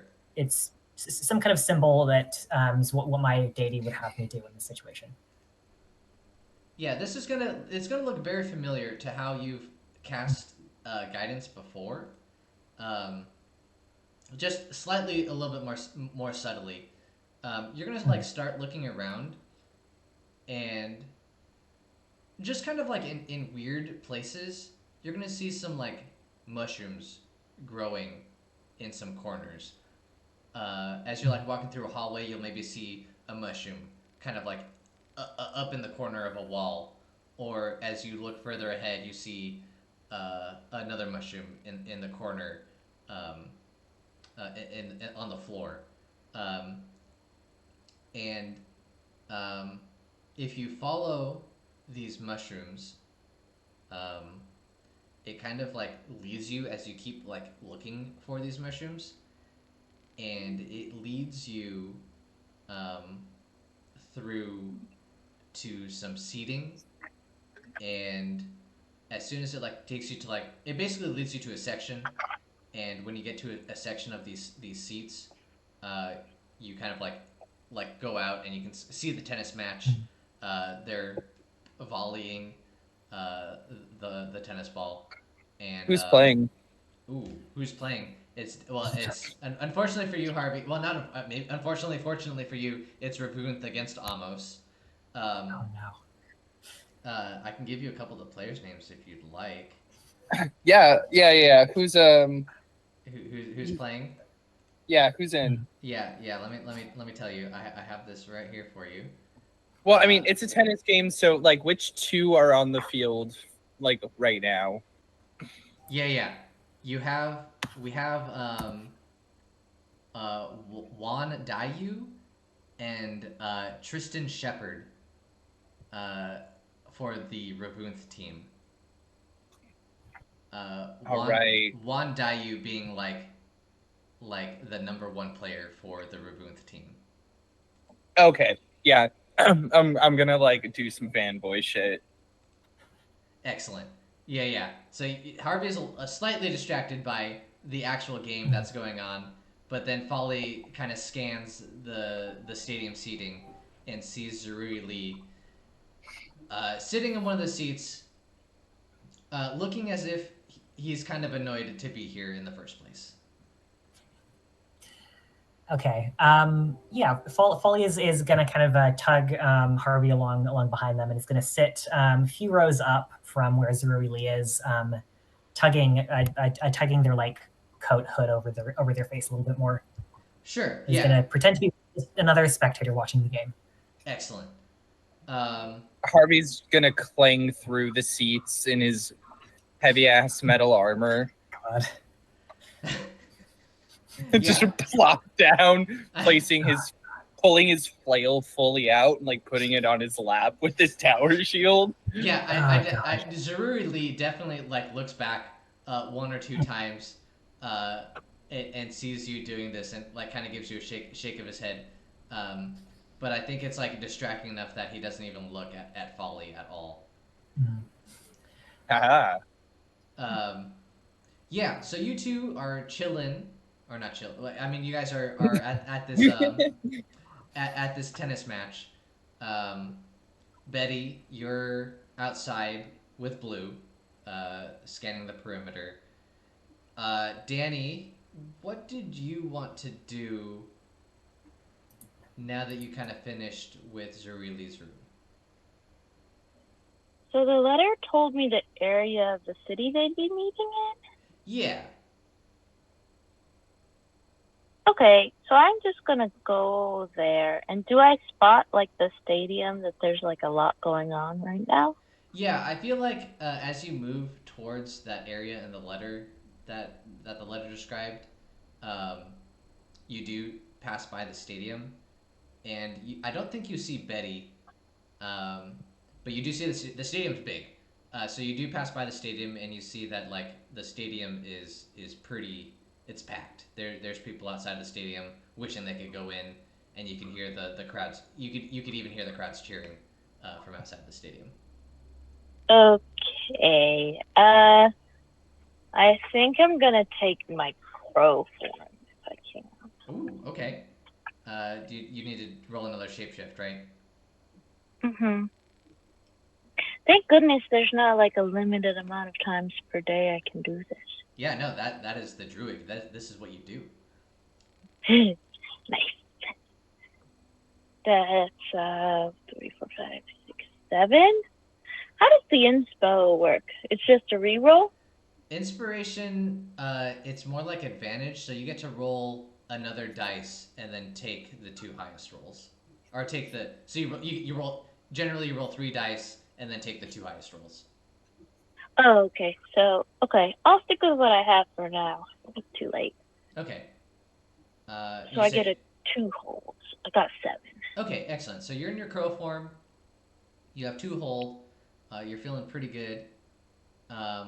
What are you doing now that you're in your crow form? I want to like fly up above the stadium, you know, to get inside it. Sure. You wanna take a peek at the stadium? Yeah. Yeah. I don't think Did I see Zuri Lee? Probably not. I think I was in the hole at that point. Yeah, I don't think you haven't seen Zerui Lee himself yet. You just have that basic description of him. Okay, yeah. So I'm Um, just looking for Harvey and Folly. yeah, and I think it's relatively easy to find, honestly, because Harvey does stick out from a bird's eye view. I think above the stadium, looking down at everyone. I think there are definitely a few people who have come in full armor for whatever reason, um, but you are able to find Harvey pretty quickly as you fly Yeah. above the stadium. Just hear Okay, like I'm gonna a clanging noise. Yeah. even from up there. Yeah, I'm gonna say I probably like stashed my bag in like some kind of location outside of the stadium, but I brought the letter with me in my mouth. And so Harvey and Folly are sitting, and there's just gonna be like a crow that lands in front of you with a letter in its mouth. Cool. Okay. Yeah, so Harvey and Folly, a crow lands in front of you with a letter in its mouth, and it looks like it's trying to give you the letter. What do you guys do?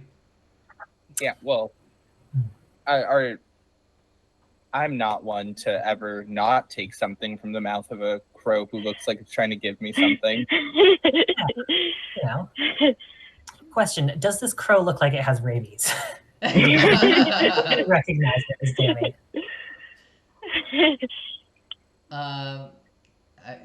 Danny has taken the crow form before, so I don't think it is out there to assume that you think that this is Danny, especially since there's a letter in its mouth that it's trying to give you. I was Also- thinking about that, but I thought it might be too convenient if like the charm stays on me when I transform. I just think it'd be so cool if like every animal or creature I turn into kind of has rabies, and that's how they know it's me. Oh God. That would be so funny. I mean, I think that is part of being a druid, is it not? I don't see why that would not happen. Because like when you turn into a druid, your stuff kind of like melds into you, right? So like the armor that you have is like within you. So like when you transform back into your halfling form, like you still have all your armor on. It's not like you go nude. It's not like when you transform, you like you disarm or like lose all your stuff. So like I don't see why the charm couldn't make you look like rabies at all times, no matter what form you're taking. Nice. Oh, wow, just Yeah, you have a tell. So according to the book, all druids have a physical attribute that marks you as being born of the soil. So no matter what animal you are, you like have that. I guess. Okay. Oh, but I think we said my tell was that I have maggots. Oh, maggoty crow. Oh, okay. Yeah. So just like a okay. single maggot on top of the cockroach form. It's like writing it. That's hilarious. Yeah. For the crow, it's like there's like a couple of maggots on the letter that have like crawled out onto it. Yeah, I love that. There's definitely been like a conversation between like Betty and Folly where I was like, I'm gonna tell you something, and this is gonna sound crazy there, but I'm pretty sure that Danny is actually the maggots. I think that the maggots are Danny casting the spell, and they're just changing the shape of what That's good. That's really good. I've never thought about it that way, Betty. And I think Folly, like for the next like couple weeks, Folly is just like gonna try to like sneak one of the maggots away and see if like it still acts like Danny. Like Like, and it kind of does. The maggots have a personality. That's so good. Okay, so this crow lands in front of you guys. There's a couple of maggots crawling like on its beak and on this letter that it's holding in its mouth and trying to like give to you. What do you do, Harvey and Folly? Oh, well, yeah, no, I'm going to take it Okay. So and open the letter. yeah, the letter is the one that Danny found in Cerulee's room, and which tells you that it basically is implying that Zerulee is not planning to stay this whole match, and is planning to leave at some point. And I think as you kind of read that and are watching him, Zeruli gets up and starts to and leaves his seat. All right, who's winning at least when I have to be pulled away? Oh shit! Oh man. No, I think I'm gonna make this frustrating for you. I think they're at a tie, man. I think Rebuth and Amos are at a tie. No. Has it been head to head like the whole game? Yeah, like they get a couple points. Rebuth gets a couple points, and then Amos gets like a couple points, and then like they even get like a couple points ahead of Rebuth, but then Rebuth like recovers and gets a couple more points. Wait, Devon. Yeah. I have That's so the cool. dragon. Ravunth is red, right? No, Amos is red. Rebuth is. Huh? Amos is vermilion, and Ravunth is cerulean. Yes. So I have a blue and a red dice. Oh. Should I just roll them? Yeah, just roll them and tell us what's going on. That is excellent. Okay. So who's blue? So Ravunth? Rebuth, yeah. The blue dice is a 5, and the red dice, that's a 1. Oh, Oh yeah. my god. Okay, excellent. Yeah. So it's been head to head, but just in these like past couple of exchanges, Rebuth has like taken a massive lead. Yeah. Almost, whatever Amos. steam they had has dissipated, and Rebuth is just like wiping the floor at this point. You love to see it, frankly. Excellent. So Zeruli starts to leave the stadium. What do the three of you do? Folly, Harvey, and Danni. Yeah. I fly after him. Do you fly in the stadium or do you fly above the stadium? They're generally, I don't know. I feel like a crow inside of a stadium. I'm gonna stay close, really close to him, like to the point where if he's the observant type, he'll think he's like got a bad omen right now. Okay, that's fine. Yeah. I feel like there's enough pigeons or crows around that it's not that uncommon to have it inside of the hallways of this stadium. Okay. And then Harvey and Folly, are you just gonna follow behind? Yeah, I think Folly is going to wait until Zeruli is kind of like until he's left the seating area and is headed into one of the hallways to follow him. So it's not quite as obvious. Okay, excellent. And then I'm sure Harvey is reluctant to even leave his seat.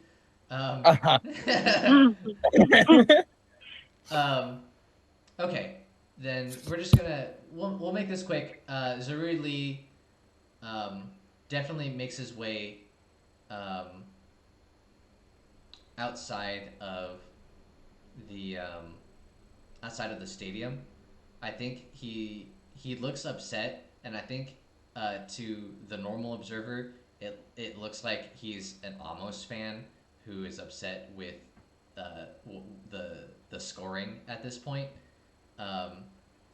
But I feel like to you guys, you know that the face that he's making has not changed that much, and he just looks like he's annoyed that he even had to be here to begin with. And then Betty, I think that you have had eyes. You've had a pretty good lockdown on the perimeter of the stadium, and Zeruli seemingly hasn't noticed any of you at all, and they exit through the same entrance that they came in. And so Zeruli is walking away from the stadium as all of you are following him. I don't think I need to make you roll for this. I think you guys are far enough away that again, you guys have been careful enough where he doesn't even know that you are following him. And so instead, you follow him all the way to the area that was described in the letter that Danni, Folly, and Harvey had read. And the area that he ends up in is super seedy. If you thought that the tavern that he's staying in was sketchy, this is where like basically the drug addicts go. This is like where the hardcore dealings happen. Um, and you see him enter into um, to some nondescript building um, down some kind of dark not alleyway but just some dark street. It's some dingy ass street um, that is lined with several people who are drugged on something. Ooh. While we're walking over, I want to check in with my crew and see. So Zaruli, he went in there. Clearly, he left early there. I'm not sure how quick tennis is, but that seemed pretty quick there. Was he sitting next to anyone? Seemed to be sitting by himself. Did it look like he put anything on the seat next to him before he left there? That was something you guys did not notice. Yeah, I think Folly says as much. Mm-hmm. Okay. That's all I wanted to check. Like just to make sure that all of the other people in our crew are on the same page.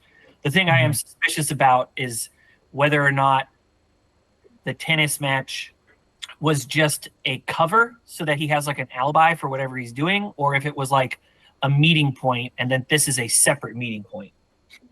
Ooh. Well, it's too late for that now. Yeah. We've moved on. But it is smart thinking. Mm-hmm. Okay, so what do you guys do after you see Zaruli enter this kind of nondescript entrance of this building? So it's the building is nondescript, The or the building- entrance? Yeah, the building is nondescript. It's not like you know how like a tavern or like a pawn shop would have like a little dangling sign that would, you know, either say the name of the shop or something. This is not that. It is like just a door in a building. Can I say that I stayed close enough to him to like get in as he was walking in? Like maybe I even swooped down next to him and I cawed right in his ear. I don't think. Okay. You can definitely be that close. We're gonna have to make. I'm gonna have to make your. I'm gonna have to make you make a roll for it because like, you're a crow trying to enter, like just a normal like. Door, you know, so like. Imagine like if you were walking home, and like a crow was by your feet, and you were like walking inside of a place like. Are you gonna let a crow inside, or like how? I don't know how you would do that without being seen necessarily. Okay. So if you could, if you could describe to me how you do it without being seen, or like without it being like an issue, I'll let you make a roll for it. But otherwise, I don't think it could even be possible. I think generally I don't mind being seen. I wouldn't even mind like spooking him a little bit as I like follow him in. Yeah. You know what I mean? So I'm just trying to like as he's opening the door to go in, I'm like flying right next to him and being like, you know how like you're like in the spooky scene of a movie, you get to the seedy location and then you just see like a crow or something go like, oh, like right past it, you know? Yeah. That basically. Okay, yeah, sure. Okay. I think okay. Then I'm gonna make you roll a defy danger, to see if you can get inside. Cool. I think that makes sense. Defy danger. It sounds like a defy danger dex to me because you're trying to do it kind of pretty quick. I think I'm gonna use my inspo on this one because I care about this roll. Okay, yeah. So go ahead and use advantage. So you'll roll 3 dice and then take the 2 highest rolls.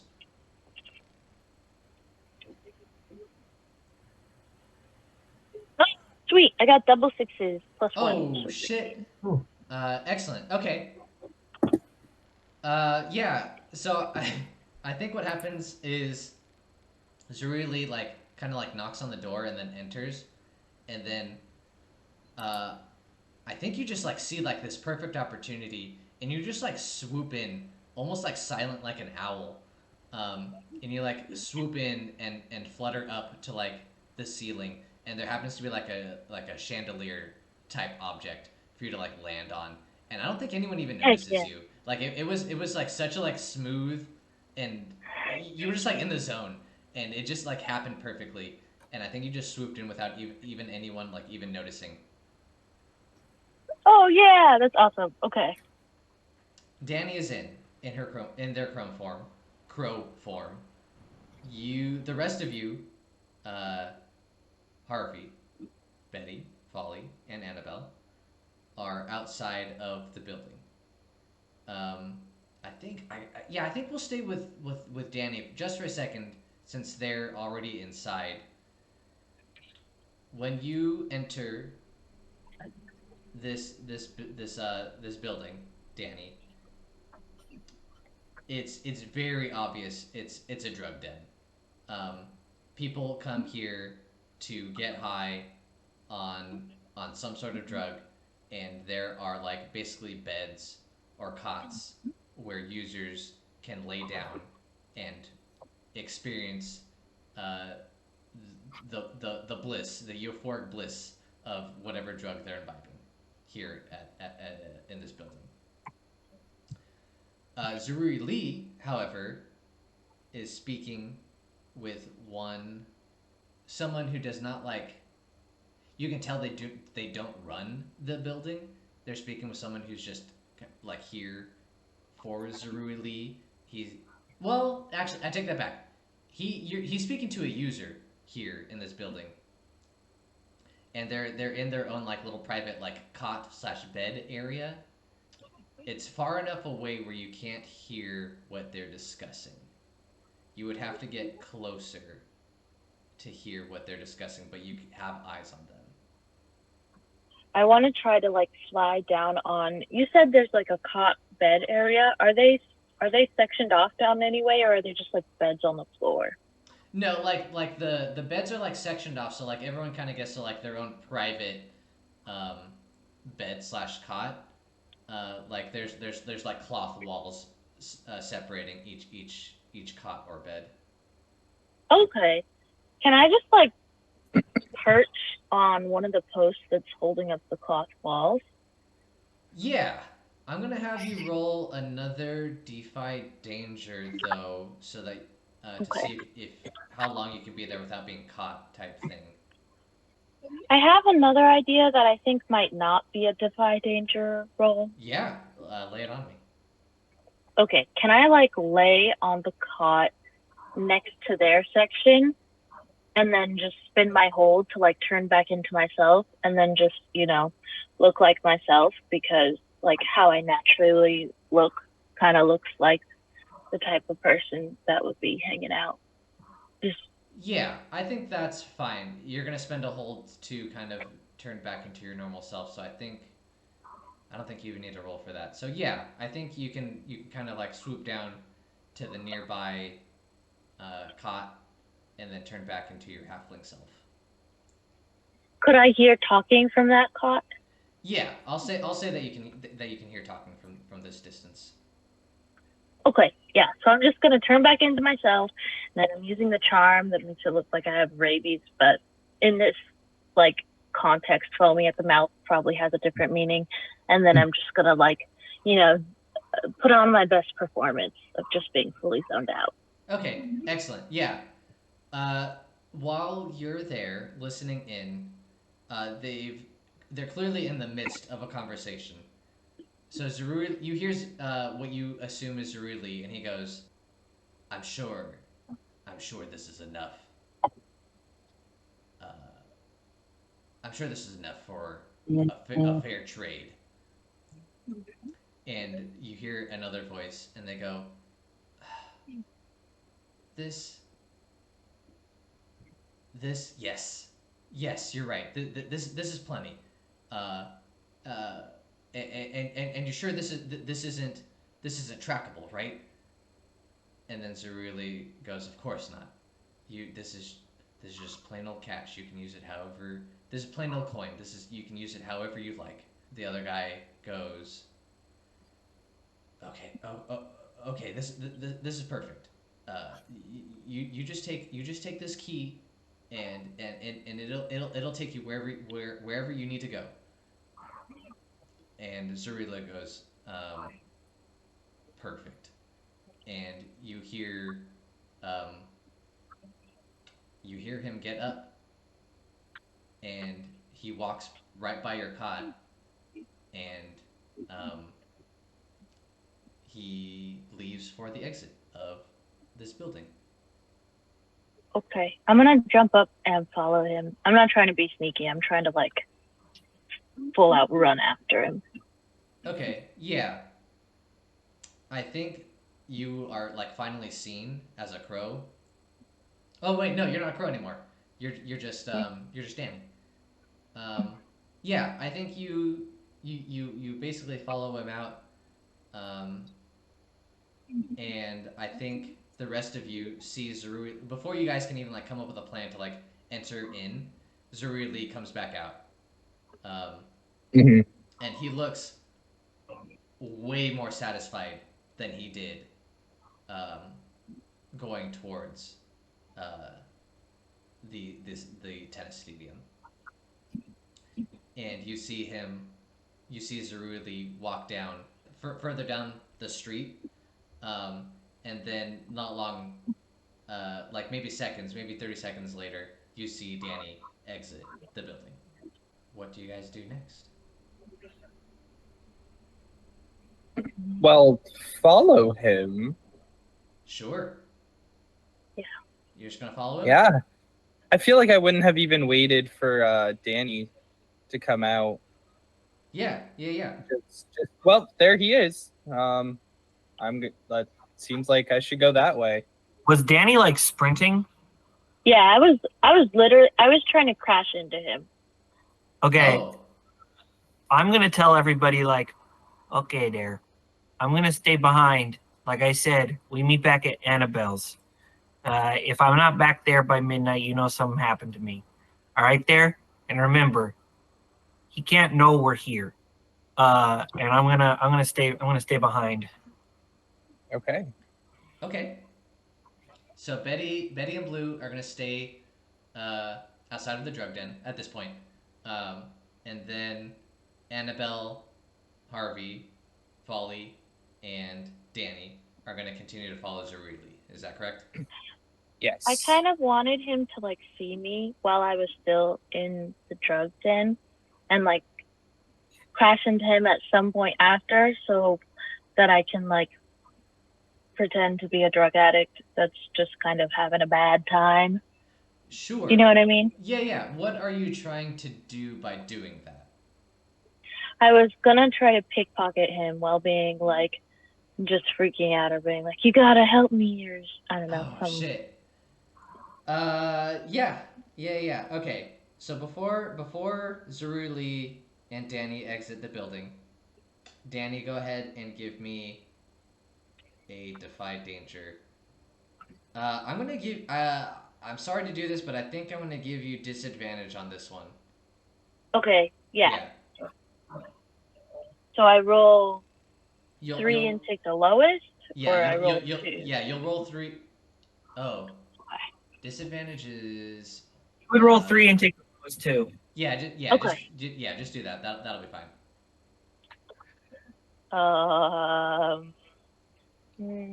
4, 5. 5. Yes. Okay, yeah. You bump into Zeruili in your halfling form, and you try to pickpocket him, but you fail to pickpocket him. He is basically he's very protective of the pocket in which he put the key that you heard about, and so he basically like instinctively turns away from you um, as soon as you bump into him. And I think he looks down at you and basically, yeah. I think what happens is he looks down at you and gets a very good look of your face, Yeah. and he knows Ooh. exactly what you look like, and he like gives you like a scowl, as if like you're some dirty street urchin, some dirty drug addict who lives on the street, and he just leaves. Uh, I'm just gonna take the moment because Danny can't like possibly take something that would be injurious to their pride sitting down and just be like, hey, watch where you're going, you ugly motherfucker. What'd you get dressed in the dark? And then just like that's perfect. Yeah, Zaruli, he doesn't even it doesn't even goad him at all. He just like scowls at you and then just leaves, ignoring you entirely, as if okay. you're some sort of like alcoholic that has just bumped into him or something. Yeah. And I think the moment I like reach the door where Harvey and Folly are, I'm just gonna say like under my breath, like he got a really good look at me, he got a key, and I'm gonna tell them what pocket he put it in and that like he seemed really happy and he paid a lot of money for the key. And then I'm just gonna stay back with Betty. Oh, nice. Okay. Um, damn, that's cool. Okay, so Zarudli, after bumping into Danny, um, thwarts their attempt at pickpocketing, and then leaves after getting a good look at Danny's face.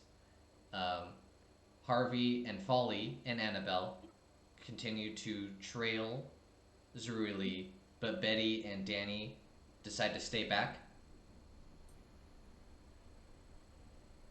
Is that That what's that going seems on? to be the long and short of it. That's my Yeah, understanding. there is Okay. something I want to do at some point. Harvey still has the letter, right? Yeah. Yeah. At some point, I want to try to get that back to Zuruli's rooms. Basically, I know Danny stole a bunch of other shit from him, but um, but I think that would just be like, oh, I was robbed at this like kind of seedy tavern. Whereas if that specific letter goes missing, I'm concerned he might start to suspect us or start to suspect something. I want to try to plant it back at the tavern. That's probably a good idea. Yeah. Okay. Maybe if you mentioned it, I could be like, why don't Betty and I handle that? And then you handle, tracing it. Like, we're just having like a really quick strategy meeting. Yeah. So you guys are discussing. You guys basically can still see Zaruli, although he's like walking away from you guys. We'll do a quick. What do you guys want to do? How do you guys want to proceed, all of you? I want to go back to the tavern and do a reverse larceny, even though it's against everything I stand for. You're gonna have to uncarve the L in your arm. Yeah. I probably didn't have time to carve it yet because I like to make it nice with a fancy font and So- everything. But yeah, I was gonna do that tonight. Gotta cancel those plans. Yeah. Maybe the I can stand for inverse larceny. It's no, because it doesn't count if you put it back. I can't put the L, and I have to go in order. So it's got to be like larceny, and then maybe identity theft, and then keep going. Okay. Anyway. And I'm gonna like look at Betty and be like, somebody should probably intimidate that druggie he was talking to and find out more about the key. Oh, I'm way ahead. Oh, I'm way ahead of you there. Don't you worry about that. Me and Bleu go have a talk with him. Danny, what's the dealer look like there? I describe him. Oh, yeah. Basically, the person that Zaruli was meeting with looked like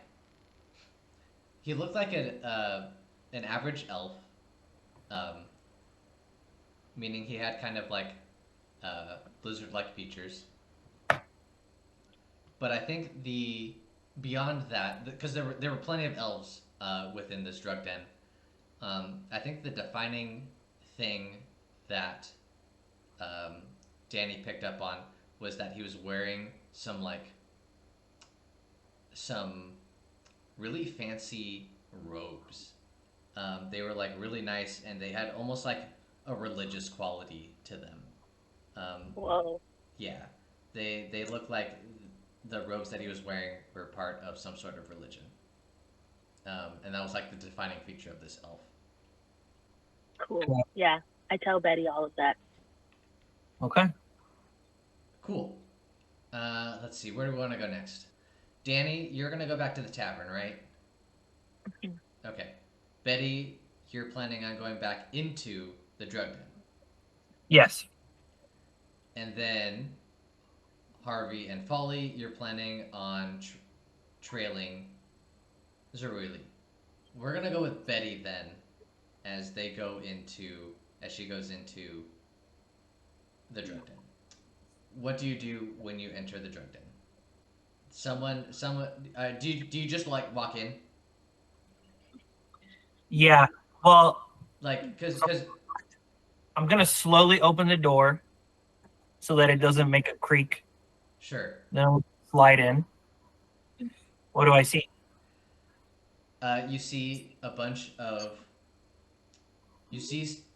several cots, but then you see like there's more behind them, but they're kind of like obscured by like basically cloth curtains, Mhm.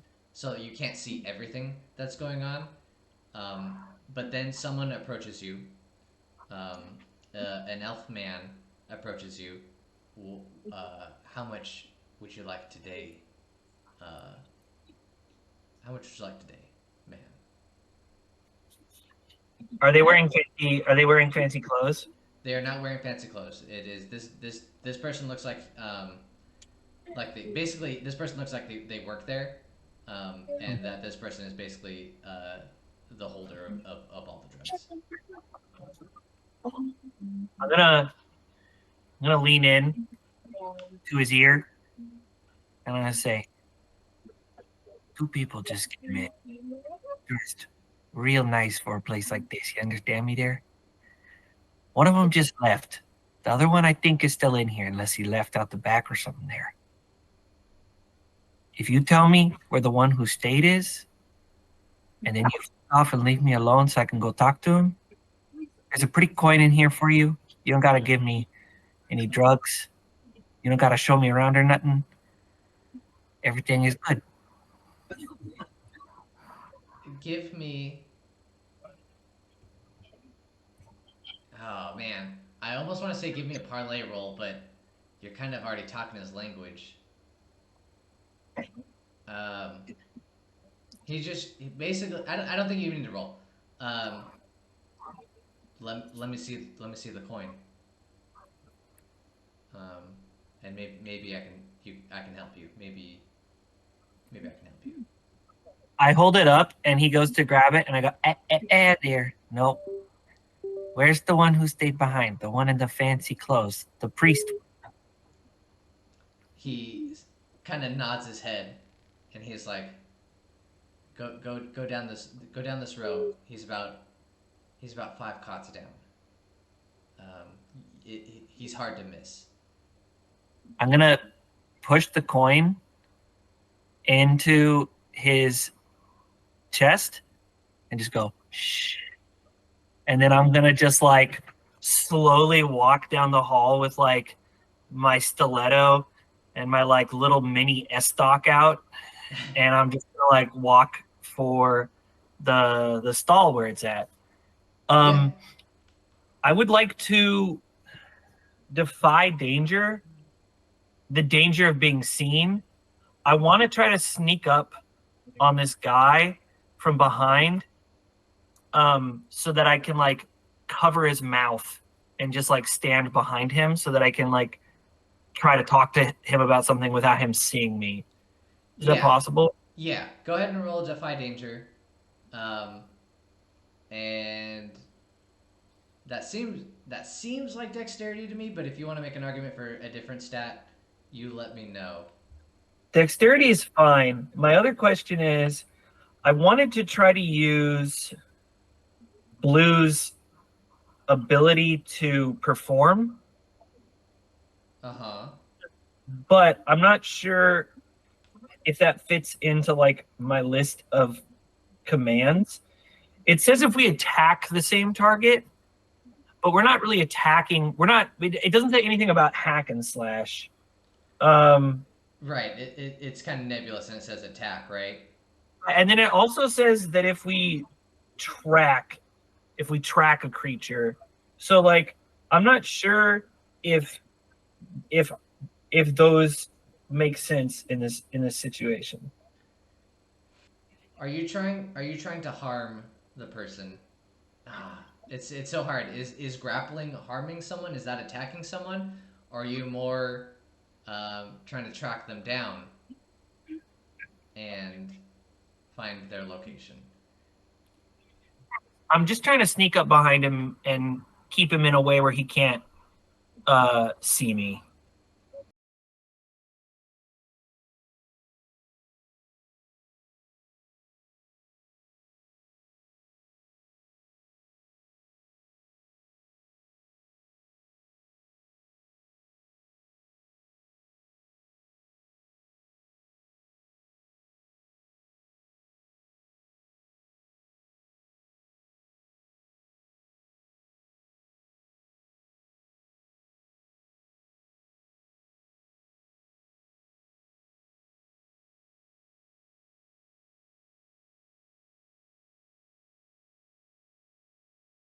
No, I don't want to use the red dice. The red dice aren't lucky. The blue dice are fucking lucky. Okay, that one's cocked. That's a 7 on the dice. Altogether, that's 4.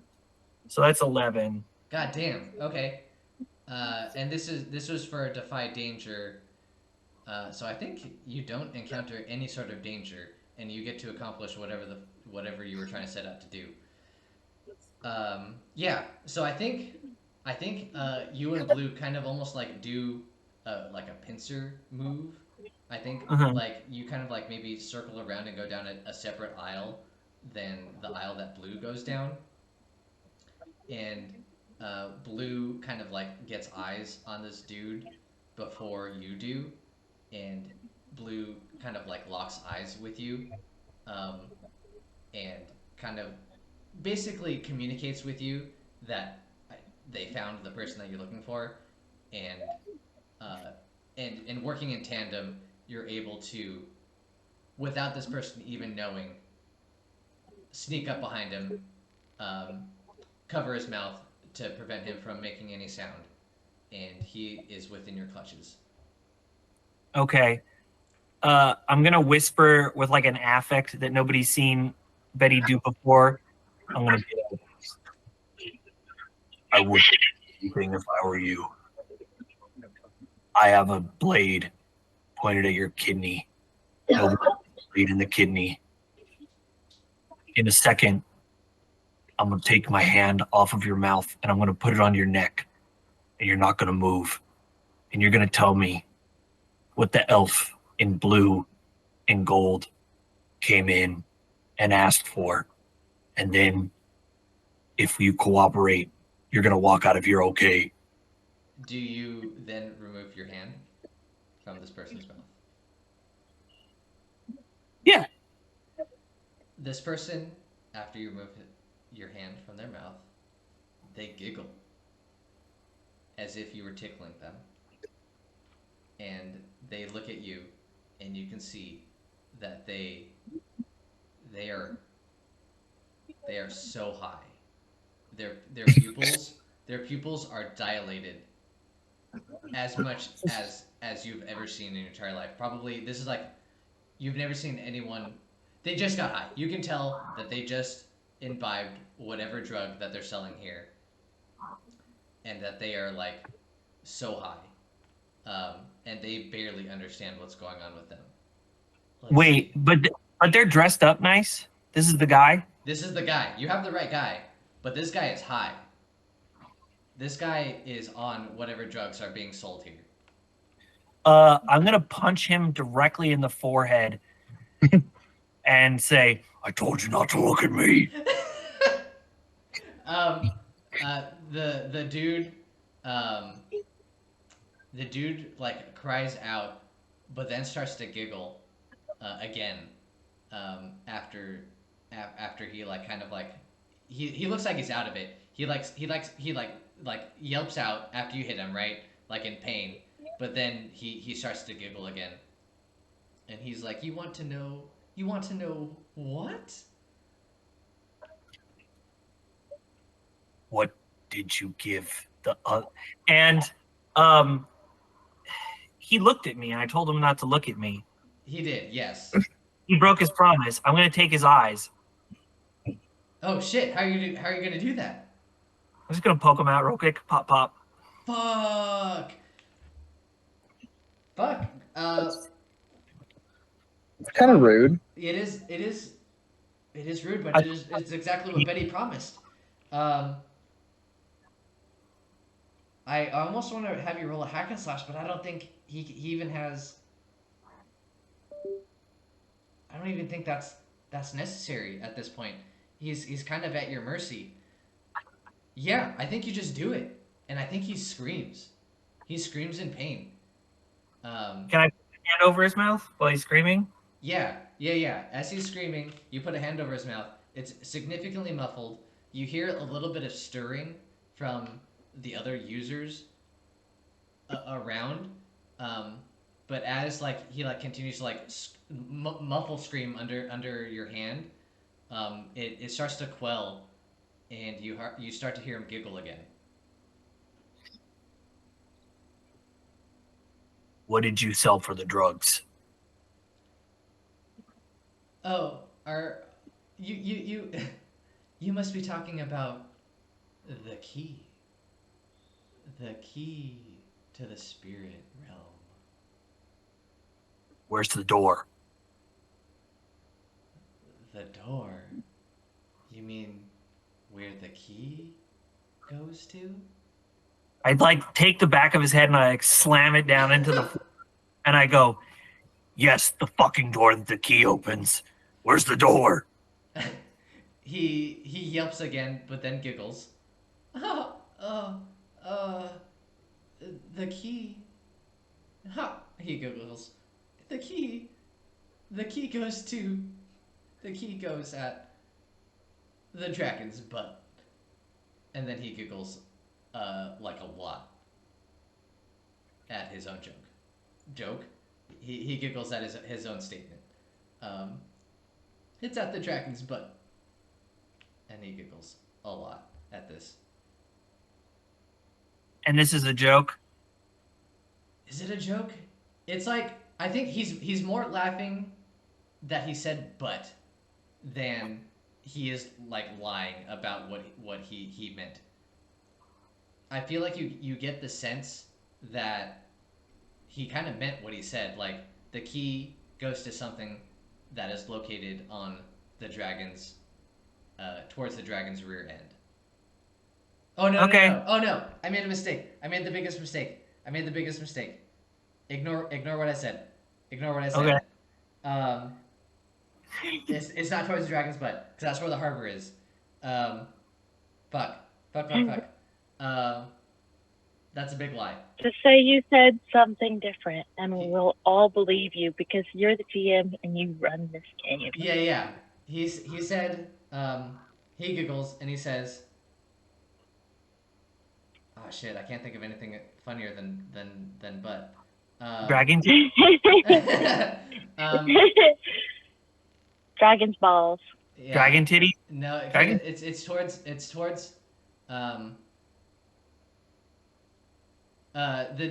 dude. Okay, yeah, the dude wanted to get head from the dragon. No, Devon. I know, it was bad. Devon, do I need to roll to see if this guy's telling the truth? Yeah, if you want to make sure that he's telling the truth, you should make a roll, and it should probably be a parlay. Okay. I think you are inducing enough pain where that intimidation is good enough to have some leverage on this dude. Okay, I have a -1 to charisma, but I can add I can add Blue's cunning, so that goes back up to a +1. I'm gonna spend one of my inspiration on this because it feels important. So go ahead and take that with advantage, with a +1. Okay. So that is a total of 7. Okay, yeah. Basically, okay. Basically, what happens since this is a partial success, I think what mostly happens is, you basically rough up this guy, and you rough him up enough, where he can speak coherently enough to say that, the the key the key the key is for somewhere on the neck. Oh, that's right. It's at the spirit temple. It's at the spirit temple on the neck. It gets you it gets you past the gates. It lets you in and it lets you out. It lets you in. It lets you out. And he's speaking semi-coherently, but basically what he's saying is that the key unlocks something at the neck of the dragon, of Amos, and that there's something that this dude wanted to unlock. The complication is the person who you paid off to like kind of like show you where he was, like the person who's running the manager of this building is like, he comes over and he's like, you're causing too much of a ruckus, you got to get the fuck out of here. And I said, he's basically pushing you out. He's like, get the fuck out of here, you're done here. as I'm leaving, can I be like, all things are understood there. I'm be on my way there, okay? Why don't you go enjoy yourself? And I'm just gonna give him 2 more coin so that he keeps his fucking mouth shut. Shit. Yeah, he takes the coin happily. He's like, if I see you again, don't cause so much ruckus next time. But your coin is always welcome here. But you need to get out for today. Understood. And I'm gonna go back to Annabelle's. Oh shit. Okay. Oh fuck. Okay. So Okay. Oh shit. Okay. Then we're gonna go with. Oh man, I was gonna go back to Folly and Harvey. That's what we're gonna pick up, I think, next session. Because I think we should end it here for tonight. So let me just lay the scene real quick. Danni left to go back to the tavern to go return the letter that they stole earlier. Betty interrogated the person that Zeruli communicated with. Harvey and Folly and Annabelle all followed him to wherever he's going, and we're gonna find out what's going on with you guys at the beginning of next session. Does that sound good? Sick. Yeah. Hell yeah. So let's do some end of session stuff. Let's see. How do we do end of session? Let's go over your guys' alignment. Betty, what is your alignment? Lawful. Did I stick to or enforce a contract? I would say yeah. I think you are working on that right now, and everything you did in this session was towards that contract. Okay, my alignment is chaotic, and I have to disregard social norms and make someone uncomfortable. You definitely get a point for that. The whole scene in the tavern, spot on, great. Nice. And then Folly, what is your alignment? My alignment is neutral. Neutral. I must prove myself worthy of Ash's blessing. Yeah. Go ahead and take a point. Mainly because you did cast guidance today, and one spell successfully. You cast one spell and it was successful. So like it showed that you're still within Ash's favor. And then Harvey, what is your alignment? Neutral, defeat a worthy opponent, which I did not do. No, not this session. Not even a little bit. No, next session I think it's going to pick up. So I think next session your Okay. alignment will come more into play. And then, did anyone resolve any bonds? No. I want to get into that next session, but this one felt like we had too much plot. Yeah, Does- I felt like we were I felt like we were kind of getting into it, and everyone was pretty focused on the mission at hand rather than exploring, bonds. And then we have the dungeon world stuff. Did we learn something new and important about the world? Several things, I think. Yeah. Ravuntian cheese. We learned like some of them are small, but I think it all adds up to like a lot. I think we did learn some big stuff. So we got Ravuntian cheese. We got There's a spirit realm. there's a spirit realm. That I think is the big one right there. Is that there's a door to the spirit realm at the spirit temple, and it's on the neck of the dragon. But we also learned that there are like drug dens where you can just go and like trip the fuck out on like dragon opium. We also learned that there's dragon moss. We also we learned a lot about like dragon. Yeah, I felt like yeah. I think that's a good point. I feel like there was like a pretty decent amount of like world building in this episode that you guys kind of like discovered. So yeah, everyone go ahead and take an XP for that one. Hell yeah. And even if it was just all the little stuff, I feel like the spirit realm, the fact that there's a spirit realm on the neck is pretty big. Yeah. And then the next one is did you guys overcome a notable monster or enemy? Not No. really. I think that's a no on this one. No. And then did you all loot a memorable treasure? I wish I could say yes, but I'm gonna put it all back. So I think that's a no. Yeah, I don't think there was any treasure involved in this one. Like, the letter that Danni picked up was important, but I don't know if I would consider that treasure. And I didn't find any money in his room, did I? Yeah. No, there was not. Too bad. There was not much of that. Okay, and then I should remember this while during the game. Did anyone fail any rolls? 6 and under. Alyssa Oh, failed. I got a 5 and a 4. Yeah, I feel I like failed. Alyssa failed a couple. So go ahead and record 2 XP points, Alyssa. Okay. I only rolled twice this whole game. Yeah, this I one. only rolled once. Yeah. I think I just rolled twice as well. I like it. I like it when I can like argue my case so well that the GM is like, I don't even know how you could fail, dude. Honestly. Like the situation that you're in right now, it doesn't even make any sense for you to roll. Yeah. Focus. Yeah. You guys are set up though for next session to be a lot more action oriented, so to say. So I'm very excited for you guys to play next session. Hell yeah. I have a I'm ready to question. kill some shit. Yeah, it's gonna. There might be some things for you to kill next session.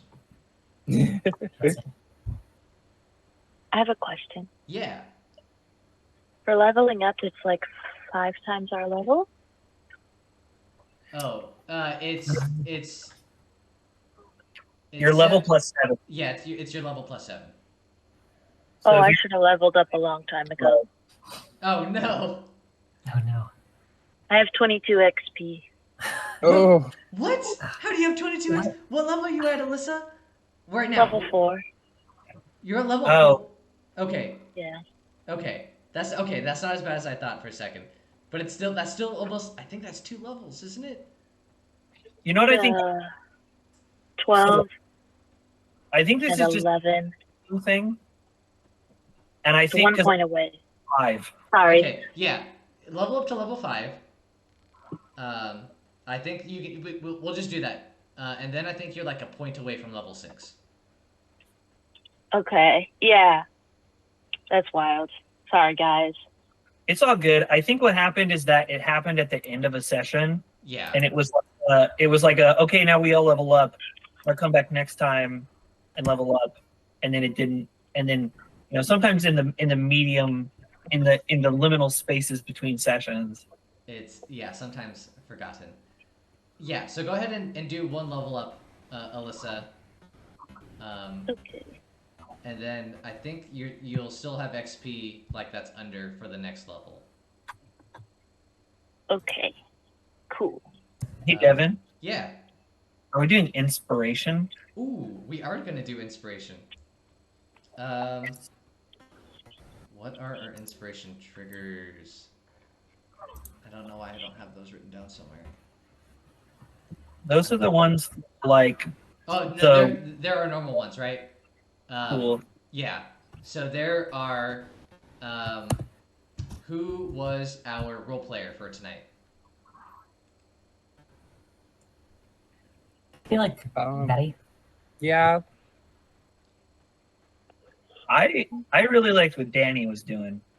Yeah, I was gonna vote See- Danny as well. That means it comes down. But what do you guys think? I feel like it's definitely between Betty and Danny. I mean, I was probably I was gonna vote Danny for fuck it. That was cool because of that Tom and Jerry chase scene. That was pretty good. That was pretty dope. So that's kind of why I said Betty for role player. Spreading out my votes evenly. Yeah, for sure. Okay, then Betty, go ahead and take role player. Sick. Thank you. And then who was our workhorse for this session? I want to say Folly. Yeah. Folly took point on this. Folly's in charge. I mean, my vote would have been Betty again, but I'm happy to take it. Yeah. Yeah, we'll give it to Folly. Folly, go ahead and take that point of inspiration. Folly also is the one that stole the key. Yeah, Folly stole the key, which was pretty clutch. Oh, from the hotel. Okay, I was like, wait, the key to the spirit realm? Not yet. And then who captured fuck it, that was cool this session. Yeah, my vote is Danny. Tom and Jerry moment. Flew into the server's face as a cockroach. Yeah, I feel like Danny did a lot of things this session, actually. She did the rat across the bar. She did the cockroach into the hole. She did the crow into the drug den. And they also snuck into Zaruri Lee's room and stole the letter, and then got the letter to you at the stadium. Yeah, Danny was like on fire this session. I want to vote Danny for fuck it, that was cool, just because Alyssa's intro monologue the whole time I was like, oh my god, what's she gonna say next? Sick. Yeah, Danny's morning routine is very good.